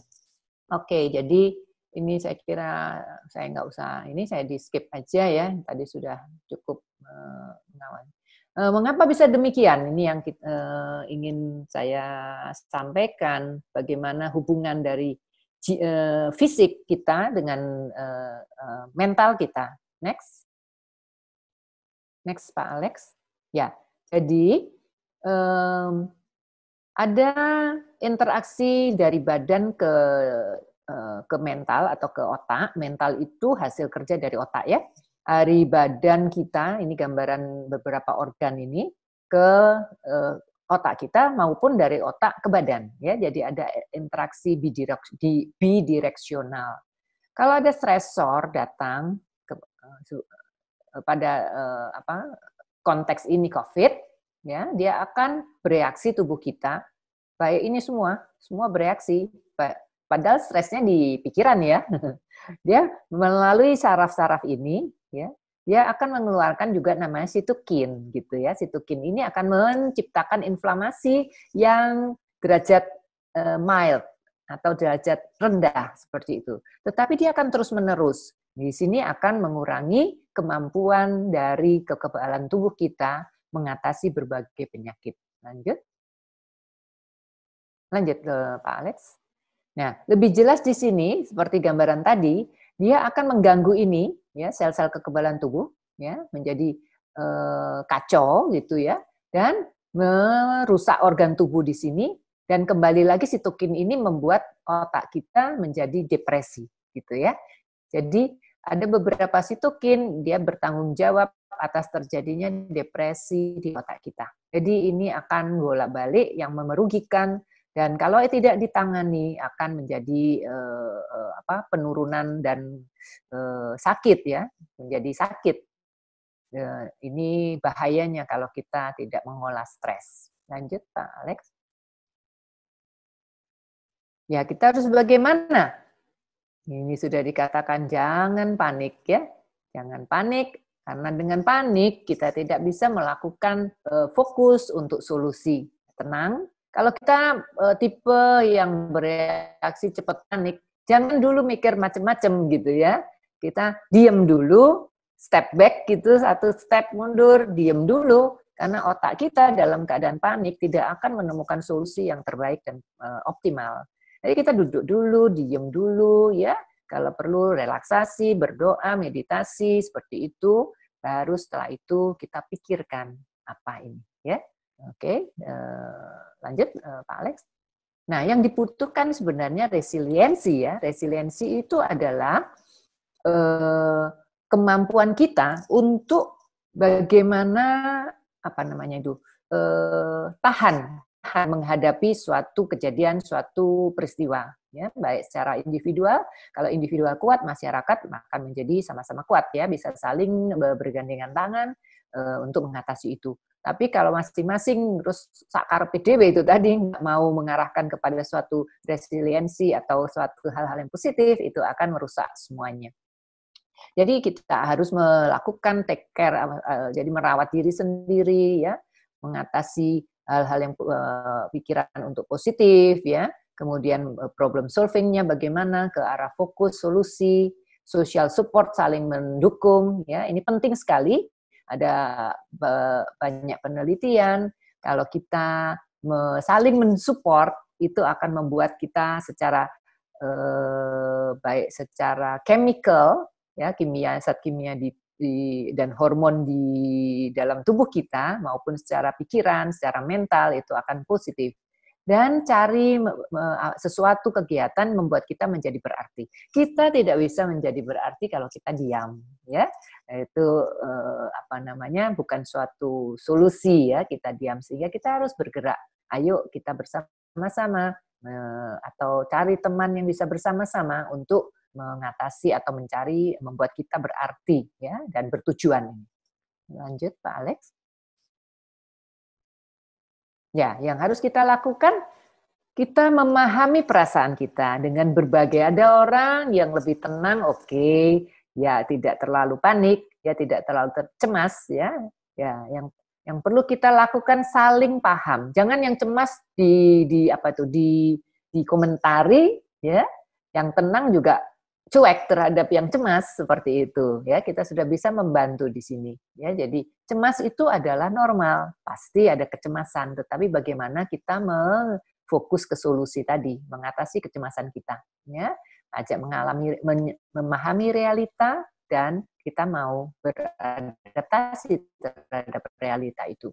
Dan ini tadi sudah kita seleksi informasinya dulu, ya. Karena kalau garbage in pasti garbage out, ya. Jadi kita harus cari, jangan garbage gitu, ya. Jadi cari informasi yang positif, yang benar, ya. Oke. Kalau ada kita lingkungan komunitas kita banyak informasi gak bagus, ya kita cari yang lain seperti itu. Tetap berpikiran positif berikutnya, yang tadi gambaran yang reappraisal tadi, ya. Ini pada kognitifnya, ya, kita yakinkan bahwa wabah ini akan berlalu, gitu, ya, berlalu. Dan bagaimana kalau kita ingin lebih cepat? Nah, tadi sudah dikasih kuncinya sama Dr. Ina. Ayo, ya, cuci tangan, masker, distancing, stay at home, ya, itu semua kunci. Hanya lewat itu, karena belum ada obat yang 100% atau 1000%, gitu, ya. Kemudian kita yakinkan bahwa banyak orang itu cukup bertahan secara baik fisik maupun mental, ya. Cukup banyak yang bisa bertahan, ya. Jadi oleh sebab itu kita perlu mencegah jangan kita menulari atau mentransmisi kepada orang-orang yang rentan atau yang kurang tahan. Kemudian kita merevaluasi tujuan kita, ya, untuk mereka-mereka yang kebetulan mempunyai pekerjaan yang terdampak, ya. Jadi ada beberapa pekerjaan itu sangat terdampak. Itu sudah beberapa dari teman itu sudah hitung-hitungan, gitu, ya. Wah, kita ini kalau sudah lebih dari 2 bulan itu nggak bisa ini, gitu, ya. Jadi itu betul-betul sesuatu yang mengancam, ya, apalagi kalau mempunyai karyawan yang cukup banyak, ya. Ini tanggung jawab, ya, konflik antara tanggung jawab dan suatu kenyataan yang harus berjalan terus, dia harus menghidupi semua itu. Kemudian problem solving, ingat strategi, lalu kita pernah berhasil dengan cara apa, itu kita perlu jurus-jurusnya, ya, kalau saya bilang ini jurus-jurusnya kita perlu ingat-ingat itu sehingga kita bisa menggunakannya sekarang. Next. Ya. Nah, untuk sosial ya mental kita perlu ada suatu terhubung ya.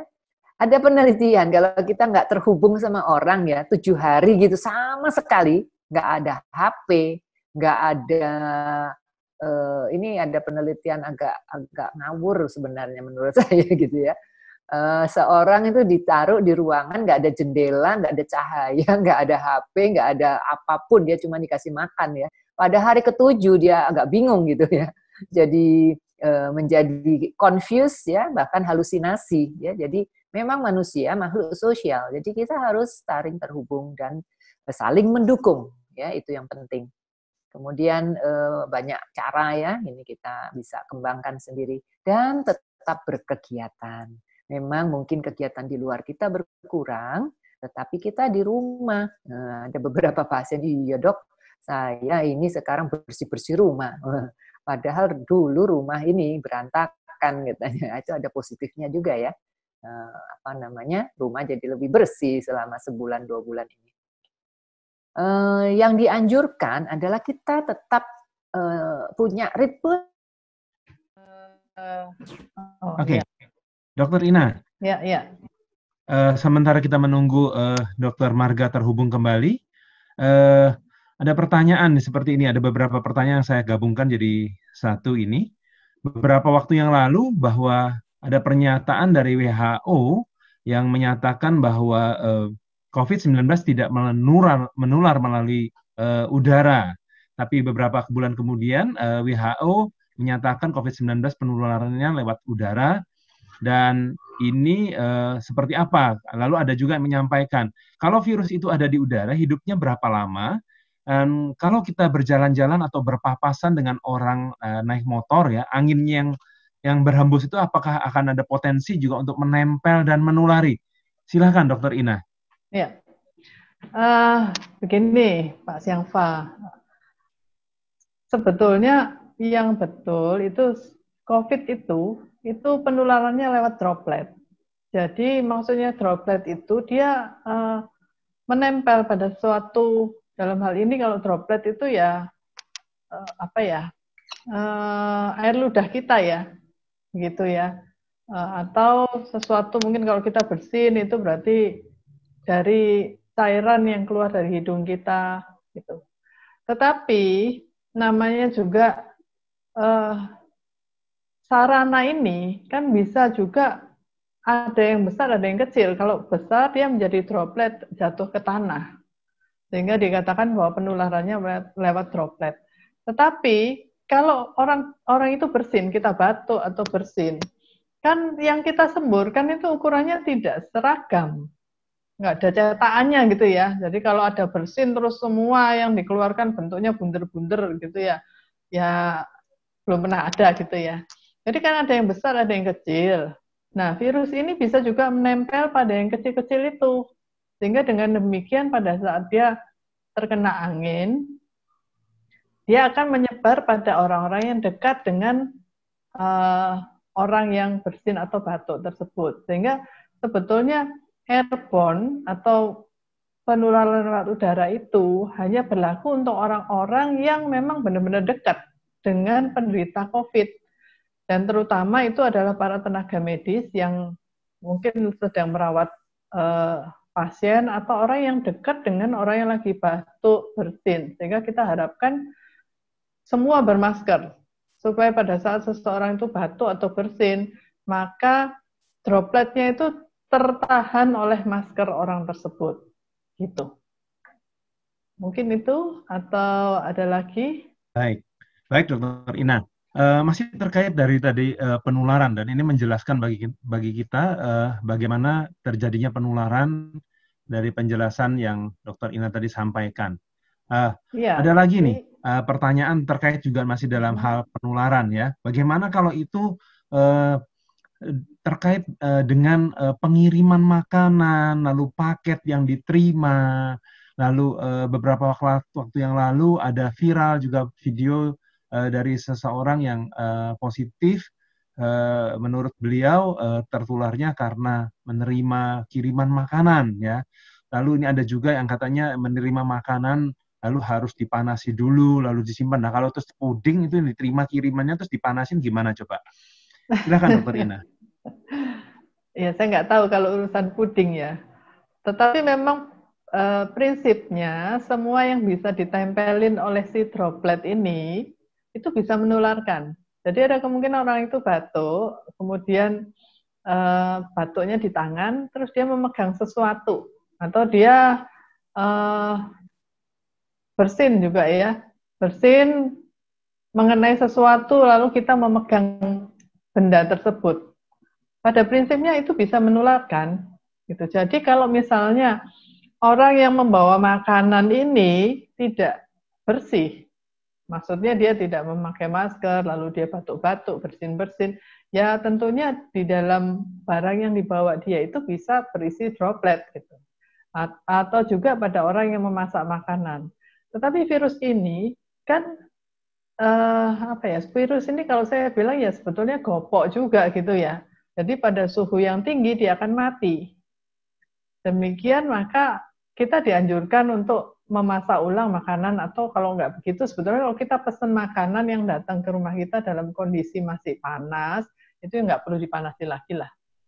Gitu ya. Cuman untuk yang sudah dingin kalau masih ragu-ragu ya boleh dipanasi. Cuman kalau urusan puding, saya pikir mungkin satu ya, kita beli puding di tempat yang memang kita sudah percaya bahwa dia hygiene-nya bersih gitu ya. Kemudian yang kedua, kalau enggak gitu ya harus belajar bikin puding sendiri mungkin ya. Gitu Pak Syangfa. Baik, Dokter Ina. Ada lagi nih pertanyaan ya.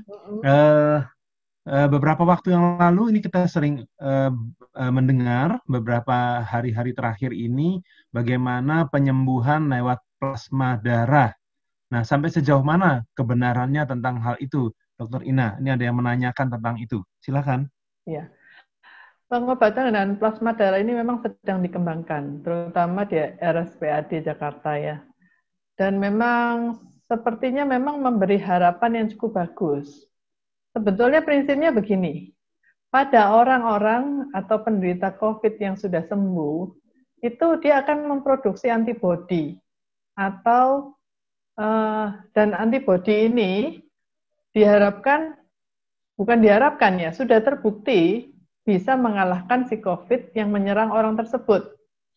Dengan demikian diharapkan antibodi yang ada pada orang tersebut bisa ditransfer ke orang lain yang sedang sakit itu. Diharapkan antibodi yang ditransfer ini nanti akan menyerang virus yang memasuki orang tersebut. Sehingga dengan demikian orang tersebut ya bisa sembuh lah tentunya. Prinsipnya adalah seperti itu. Cuman untuk proses pelaksanaannya tentu tidak sesederhana itu. Karena proses ini juga harus diperiksa apakah darah dari donor dan resipiennya cocok dan sebagainya. Ada infeksi yang lain atau yang ada penyakit-penyakit yang lain, apakah memang bisa ditransferkan atau tidak. Seperti itu. Ya, Dokter Ina. Kita sudah tersambung kembali dengan Dr. Marga ini. Dr. Marga, bisa mendengar saya? Ya, Pak Syangfi. Maaf nih tadi, nggak tahu tiba-tiba kena virus COVID nih. Kita terganggu juga. Ternyata bisa menyerang komputer ya, Dok? Iya. Gak laku robotnya nanti. Ya, Dokter Marga, ini ada pertanyaan ini dari teman-teman ini. Bagaimana nih terkait dengan keahlian dan bidangnya Dokter Marga ya? Bagaimana keadaan psikologis masyarakat Surabaya saat ini? Ya, praktis ini sudah memasuki bulan kedua. Lalu bagaimana juga kita mengenali orang di sekitar kita jika terdampak ya secara psikologis dengan keadaan dan virus seperti ini? Begitu, Dokter Marga, silakan. Ya, terima kasih pertanyaannya. Kalau secara data kita belum tahu ya. Ini sedang running penelitian. Kami lagi penelitian online baik pada populasi umum.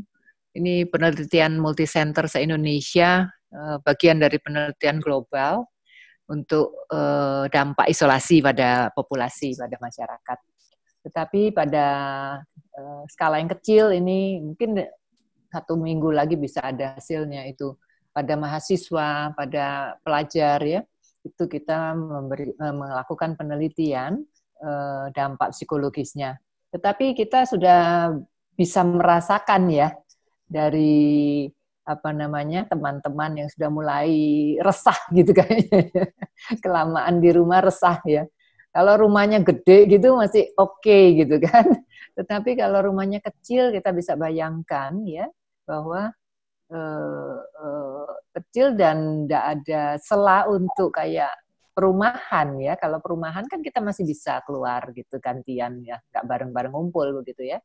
Tetapi kalau yang di padat seperti itu sangat-sangat meresahkan ya. Itu memang secara psikologi, secara ini sangat mengganggu. Sehari-hari aja tanpa COVID mungkin juga demikian, sehingga mereka akan mencari space yang lebih luas ya. Tetapi ini sangat mengganggu. Bisa menjadi gangguan tidur dan sebagainya ya, seperti tadi yang saya contohkan itu menjadi berlebihan atau kemudian menjadi yang sudah sampai pada putus asa mungkin itu menjadi cuek, tidak mau mengikuti anjuran dan sebagainya seperti itu. Nah, kita dengan simpatik tentunya mengajak ya orang-orang sekitar untuk lebih memperhatikan himbauan-himbauan pemerintah ini, karena hanya itu kita tidak keluar dari masa ini. Setelah itu keluar pun ya, tadi di akhir slide saya yang maaf terputus, itu kita tetap harus ini karena kita nggak tahu ya selesainya itu kan perang yang istilahnya itu perang yang tanpa kelihatan menangnya gitu kan. Karena musuhnya itu masih bisa ini lagi gitu. Jadi kita memang perlu tetap menjaga perilaku sehat setelah selesai pun ya nanti tetap menjaga perilaku sehat, tetap yang kebiasaan baik yang diakibatkan karena selama isolasi COVID ini kita perlu pertahankan ya. Usaha-usaha dan sebagainya, terutama perilaku kebersihan, perilaku dan sebagainya itu. Nah, bahkan mungkin sampai beberapa bulan ke depan, beberapa saat ke depan itu kita tetap harus pakai masker gitu. Ya, jadi itu yang ini dan psikologis kita tetap terhubung dan sebagainya. Satu lagi mungkin ya tadi kalau kita rasanya sudah mengajak dengan segala cara yang kita ketahui itu masih kurang berhasil, itu kita perlu mengajaknya untuk konsultasi, baik ke psikolog ataupun ke psikiater.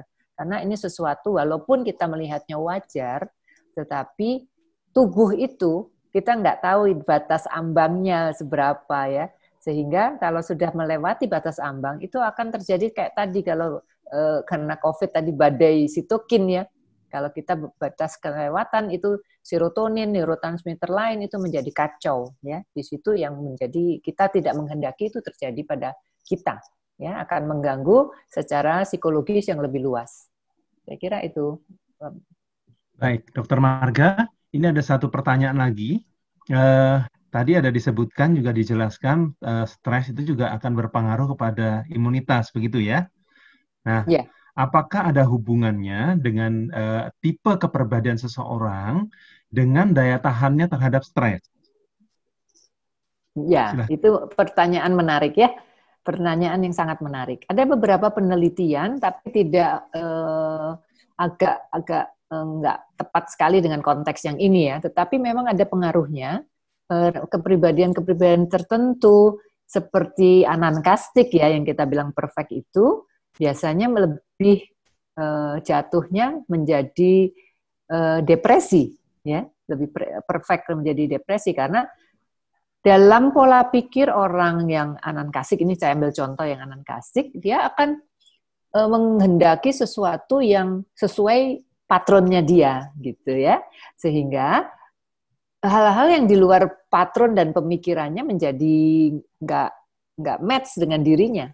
Ya, oleh sebab itu orang-orang tipe ini perlu berusaha lebih untuk beradaptasi, lebih menerima itu. Ya, biasanya orang-orang seperti ini tidak pernah memikirkan itu terjadi, nggak harusnya patronnya pikiran dia dan sebagainya. Itu memang jatuh-jatuhnya sering ke depresi. Ya, jadi memang demikian. Nah, kalau kita bicara tentang neurotransmitter, memang keberadaan tentu itu genetic make up dan neurotransmitter make up-nya itu memang berbeda. Apa cukup menjelaskan? Iya. Ini boleh kepada Dokter Ina ataupun Dokter Marga. Ada dua pertanyaan sekaligus yang saya jadikan satu di sini. Kalau kita sudah tes COVID, apakah dipastikan pasti bebas dari COVID? Nah, kedua adalah saya sudah milenial, lansia, rapid test dan hasil negatif. Saya merasa demam dan saya hanya diberikan Demacolin. Bagaimana sebaiknya? Sudah tes COVID, apakah dipastikan bebas COVID? Itu tergantung dari tes yang dilakukan, tes apa gitu ya. Yang biasanya dipakai untuk memastikan bahwa seseorang itu betul-betul positif atau negatif COVID itu adalah tes PCR yang diambil dari swab, dan itu tesnya benar-benar nggak enak. Saya sendiri sudah pernah dites 1 kali dan ya ampun. Dokter Marga sudah pernah juga kah? Belum. Rapid ya, Dokter Ina? Bukan, yang swab PCR. Dok, yang PCR. Okay. Gak enaknya itu gimana Dokter Ina? Boleh digambarkan? Ya, jadi pemeriksaan itu menggunakan semacam cotton bud gitu, tapi panjang ya. Kemudian si pemeriksa itu harus bisa mengambil cairan yang ada di tenggorokan. Jadi dia harus betul-betul menyentuh bagian belakang tenggorokan. Tuh bayangin aja kalau kita refleks ada sesuatu benda, iya, refleks kepingin muntah dan di hidung rasanya kayak buntu mendadak gitu. Jadi saya waktu diperiksa itu mikirnya gini, dari pasien kayak apa ya, setiap berapa hari sekali harus diperiksa model begini. Iya. Gitu. Nah, itu yang bisa memastikan sebetulnya semua pemeriksaan pasti ada false positif negatifnya ya, tetapi yang false positif negatifnya kecil itu adalah pemeriksaan dengan PCR itu. Ada lagi pemeriksaan swab tapi menggunakan rapid test. Ada juga yang pemeriksaan rapid test tapi menggunakan darah. Nah, itu biasanya angka kesalahannya cukup lebih besar lah daripada pemeriksaan dengan PCR. Baru-baru ini bahkan ada satu alat diagnostik yang memang sebetulnya sudah direkomendasikan, tetapi hasil pemeriksaannya ternyata menghasilkan false positif. Jadi semua pasien yang diperiksa dengan alat tersebut hasilnya positif. Heboh lah akhirnya. Satu puskesmas itu heboh, karena teman saya termasuk yang positif, Dok. False positif ya? Iya, ternyata setelah diperiksa ada satu lot tertentu yang mungkin fail ya. Mungkin kestabilannya kurang bagus yang akhirnya ditarik oleh distributornya. Ya, seperti itu. Baik. Iya. Dokter Ina ataupun Dokter Marga ini bisa dilanjutkan dari pertanyaan yang kedua tadi sebelum saya akan memberikan kesempatan ada yang raise hand ini untuk bertanya. Namun saya kepada pertanyaan tadi sudah rapid test 2 kali dan hasil negatif, kadang-kadang merasa demam dan hanya diberikan Demacolin. Lalu bagaimana ini sebaiknya? Ya, jadi kalau tadi demamnya itu berapa derajat ya? Karena harus diukur. Demam itu kan kalau kita bilang aku demam, kalau nggak ada objektifnya diukur, kita bisa merasa diri kita panas loh. Ya, jadi di dalam saya panas, tapi kita kalau diukur suhu yang itu, yang kalau pergi ke mana itu supermarket atau diukur, ternyata nggak demam gitu. Ya. Jadi seperti itu memang kita mungkin dehidrasi, kurang minum dan sebagainya. Dan kadang-kadang itu berarti kan kadang-kadang normal kan gitu ya suhunya. Jadi kalau itu infeksi mestinya ya terusan ya. Jadi saya kira mungkin merasa demam gitu. Jadi bukan objectively demam gitu. Saya kira seperti itu. Kalau seperti itu nggak usah pakai obat ya. Jadi memang harus dicek benar demam apa enggak. Baik. Yang raise hand, teman-teman admin bisa tolong dibantu dinyalakan videonya dan mic-nya untuk bisa bertanya. Silahkan. Dengan Pak siapa atau Ibu siapa? Silakan memperkenalkan diri. Oke, silakan Pak. 30 detik, Pak. Halo. Ya, silakan Pak. Ya, selamat malam, Pak. Saya mau bertanya kepada Dr. Marga.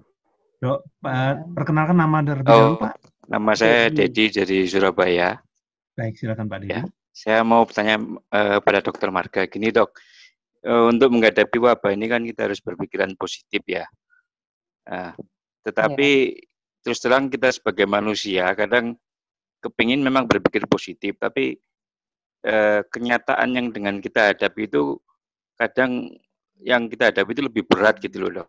Nah, maksud saya itu bagaimana kita membalanskan antara apa yang kita mau positif itu dengan situasi yang terjadi sebenarnya. Karena ini kan tidak gampang dan tidak sebentar, ini pasti agak lama gitu loh.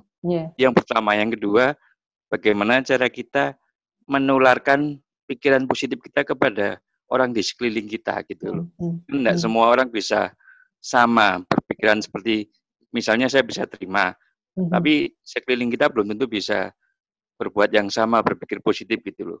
Berbeda-beda reaksinya. Itu aja, Dok. Terima kasih. Baik, silakan Dokter Marga. Terima kasih Pak Dedi Sugianto. Ya, pertanyaan praktis ya. Memang kita merasa sudah berusaha positif, kadang-kadang datang juga negatifnya gitu ya. Jadi memang pikiran itu secara normal itu akan datang pergi negatif dan positif.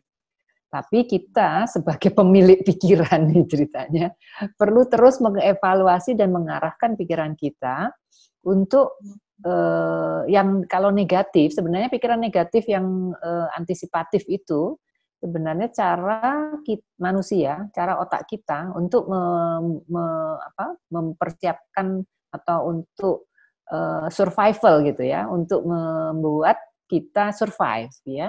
Tetapi kita jangan membuat pikiran negatif itu menjadi membesar seperti itu ya.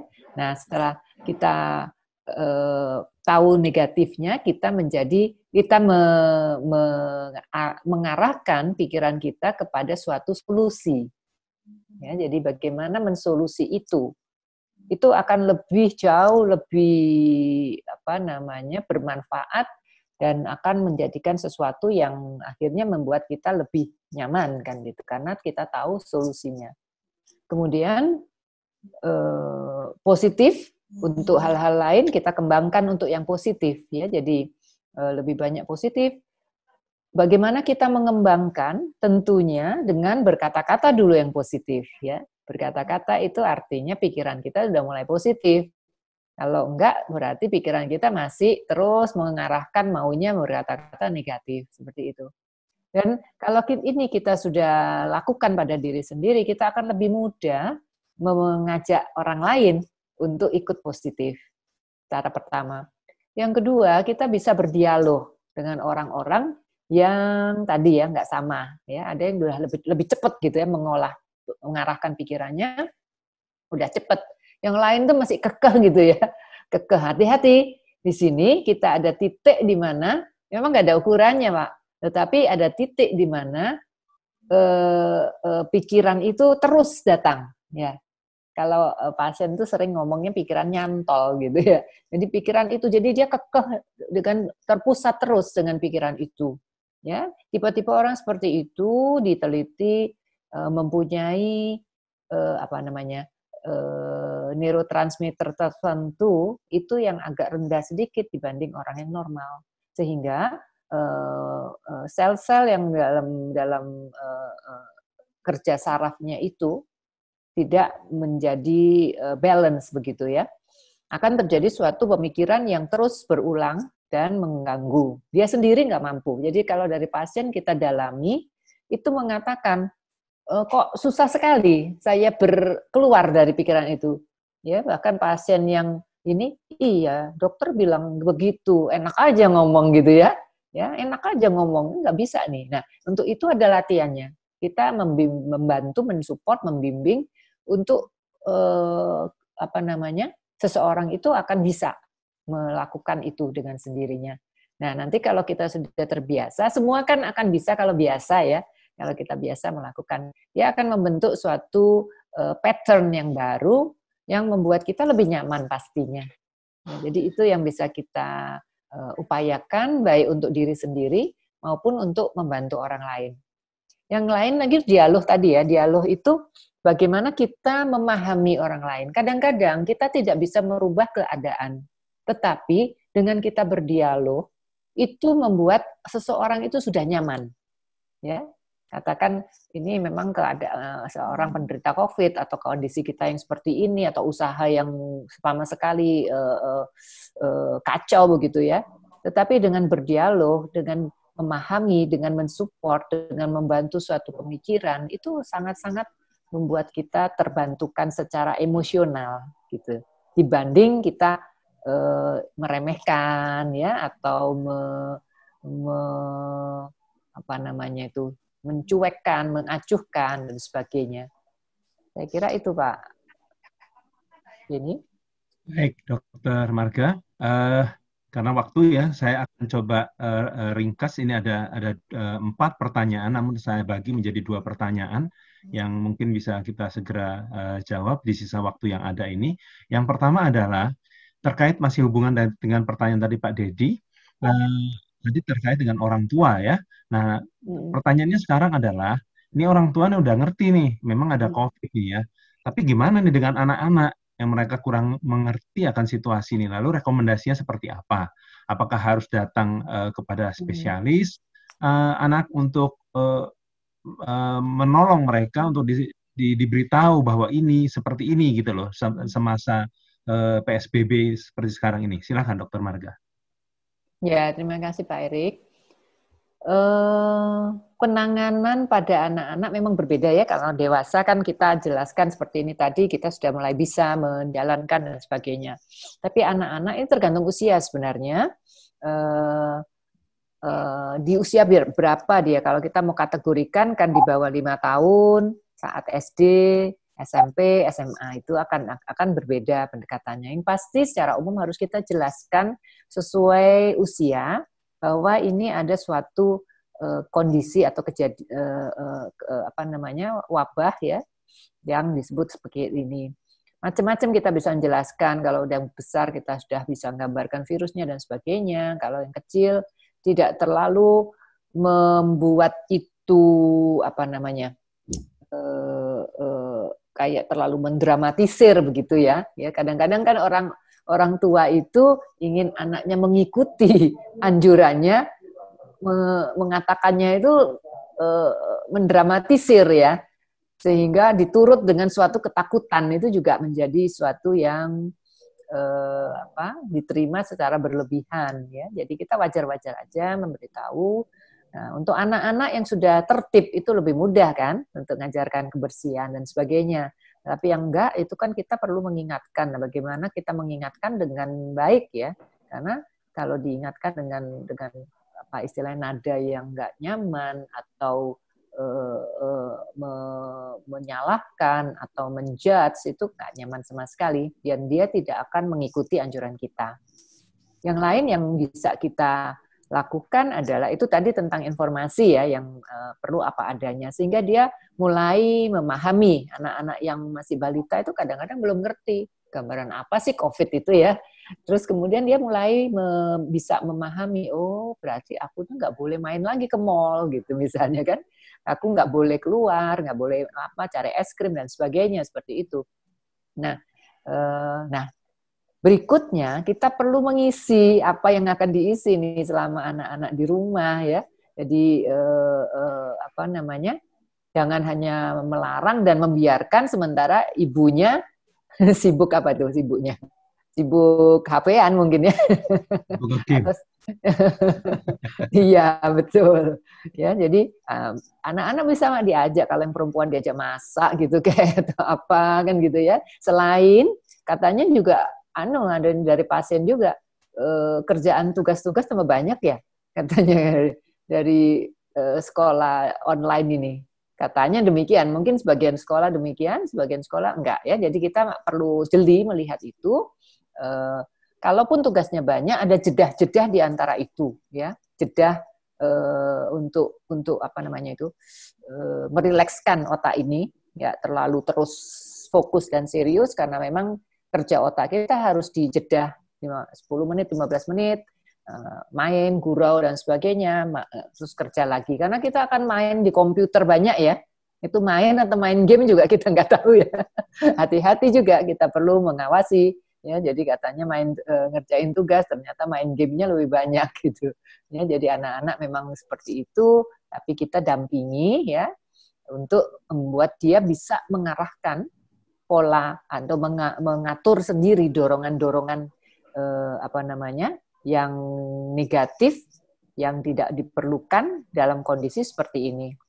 Saya kira itu juga bisa dikembangkan di sela-sela waktu itu, kebersamaan ya, kebersamaan keluarga. Mungkin dulu kalau siang ayah nggak makan bersama, kalau ini bisa makan bersama.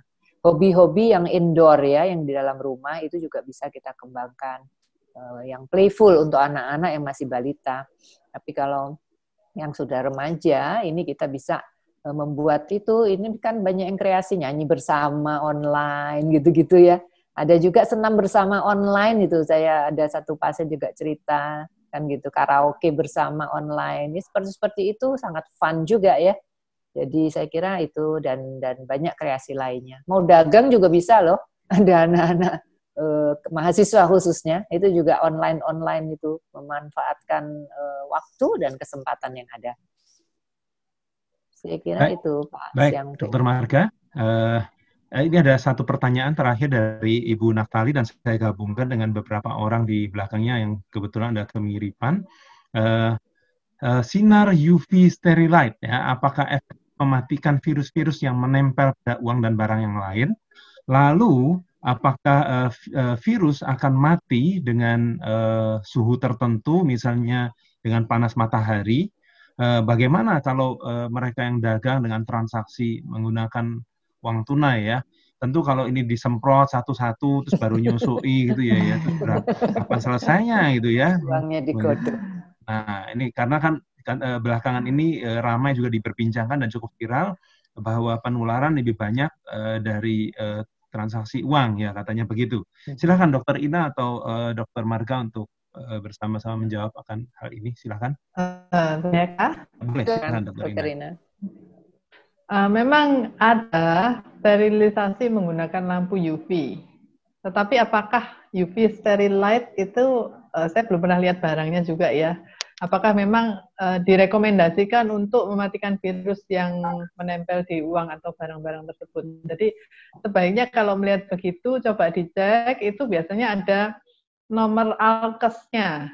Dan kalau memang sudah ada nomor alkesnya, berarti memang barang tersebut bisa untuk digunakan. Gitu ya.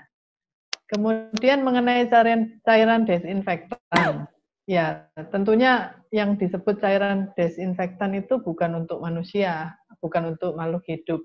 Jadi kalau memang kita mau mendesinfeksi ruangan, sebaiknya kita tinggalkan dulu ruangannya, gitu ya. Karena kalau terhirup, ya tentunya karena bukan buat manusia, ya pasti ada efek-efek yang kurang baik lah untuk begitu. Cuma ya jangan khawatir, nggak dalam 1-2 kali desinfektan terus lalu kita terkapar gitu ya, enggak lah. Itu butuh untuk banyak kali dan sering gitu ya, baru kita akan teracuni oleh bahan-bahan di cairan desinfektan itu. Mungkin ada kaitannya juga dengan semprot-semprot desinfektan yang masuk seperti kubah-kubah itu kan, atau seperti ruangan terus kita disemprot gitu ya. Ya, fogging. Itu pun sebetulnya ya, kalau sekali-sekali ya enggak apa-apa, tapi jangan sering-sering ya dok ya. Iya. Nanti kalau sering-sering kita kan jadi nyamuknya. Kita yang mati ya. Iya. Sorry, untuk pertanyaan lanjutnya apa ya tadi Pak Syangfa? Pak Syangfa? Ya, di-share lagi Pak Pugu. Oke. Bawahnya tadi nggak kebaca. Uang itu ya. Uang tadi yang dijemur tadi. Iya itu. Iya. Pada suhu tertentu dengan matahari katanya. Gimana? Kalau tadi UV, kalau ini sekarang matahari, suhu tertentu, panas tertentu. Apakah virusnya bisa mati ini? Salah satu cara untuk mematikan virus COVID, ya kita bicara virus COVID bukan yang lain-lain. Karena yang saya bilang tadi virus COVID ini termasuk yang gopok gitu ya. Dengan suhu tinggi dia mati gitu. Dan kalau kita lihat sinar matahari itu ada sinar UV-nya. Jadi sinar matahari itu sudah mengandung UV, dia juga mengandung panas, sehingga bisa digunakan untuk mensterilkan atau mematikan, bukan mensterilkan, mematikan virus COVID itu. Saya sendiri menggunakannya untuk menjemur masker bedah saya. Ini karena kan cukup langka ya masker bedah, sehingga kita harus berhemat-hemat. Sehingga kalau maskernya masih baru 1-2 kali dipakai, saya jemur itu minimal 30 menit, satu sisi, dua sisi ya 1 jam lah gitu. Saya jemur di dalam toples kaca seperti itu. Jadi bisa. Cuman ya nggak bisa dalam waktu dekat. Itu butuh waktu dan ada waktunya lah. Seperti contohnya kalau masker itu butuh minimal 30 menit gitu. Sebetulnya 15 menit masing-masing sisi dengan lampu yang memang sudah terukur itu bisa, tetapi kalau di dalam dengan menggunakan sinar matahari, saya prefer lebih lama lagi menjemurnya. Baik, terima kasih Dokter Ina, Dokter Marga. Ini kayaknya Biskom kita ini sangat menarik karena yang nanya banyak ini dan harus dilanjutkan lagi kayaknya sampai besok pagi ini nggak selesai deh. Sangat menarik dan kami terima kasih sekali untuk Dr. Ina untuk kesempatan waktunya, juga Dr. Marga untuk bersama-sama berbagi dan membekali kami untuk lebih memahami ya secara klinis dan secara psikologis dengan kejadian pandemi ini. Baik. Saatnya kita untuk closing dan saya berikan waktu ini dan corong ini kepada Pak Gunawan Yohanes untuk menutupnya dengan doa. Silakan Pak Gunawan Yohanes. Baik, kalaupun misalnya kita tarik lagi 30 menit lagi, rasanya teman-teman akan tetap bertanya, tapi Dokter Ina dan Dokter Marganya yang akan capek ini, saya pikir begitu ya. Baik, sebelum kita tutup, saya tahu bahwa akan ada banyak pertanyaan yang membuncah di hati kita tentang kesehatan mental ini, ya. Oleh sebab itu, terima kasih saya ucapkan kepada kami ucapkan kepada Dokter Ina dan Dokter Marga yang sudah banyak membagikan sharing knowledge-nya, pengetahuannya kepada kita semua. Terima kasih banyak. Kami atas nama KBC Surabaya, Jawa Timur, mengucapkan terima kasih atas waktu yang diberikan. Dan saya harap teman-teman percakapan hari ini, diskusi dan sharing hari ini bisa memberkati kita semuanya. Dan satu hal yang kita tahu bahwa, yang kita pegang bahwa Tuhan itu tetap pemegang kendali dalam situasi ini. Tetap teguh berpegang kepada Tuhan bahwa apapun yang terjadi pada hidup kita harus ngomong satu hal. Bahwa Tuhan itu tetap Tuhan yang baik kepada kita. Sehingga saya mengucapkan terima kasih buat sekali lagi kepada Dokter Ina dan Dokter Marga. Sama, kalau boleh saya tepuk tangan, teman-teman boleh tepuk tangan kepada Dokter Ina dan Dokter Marga. Terima kasih banyak buat Pak Siangfa, bagi tim yang tidak kelihatan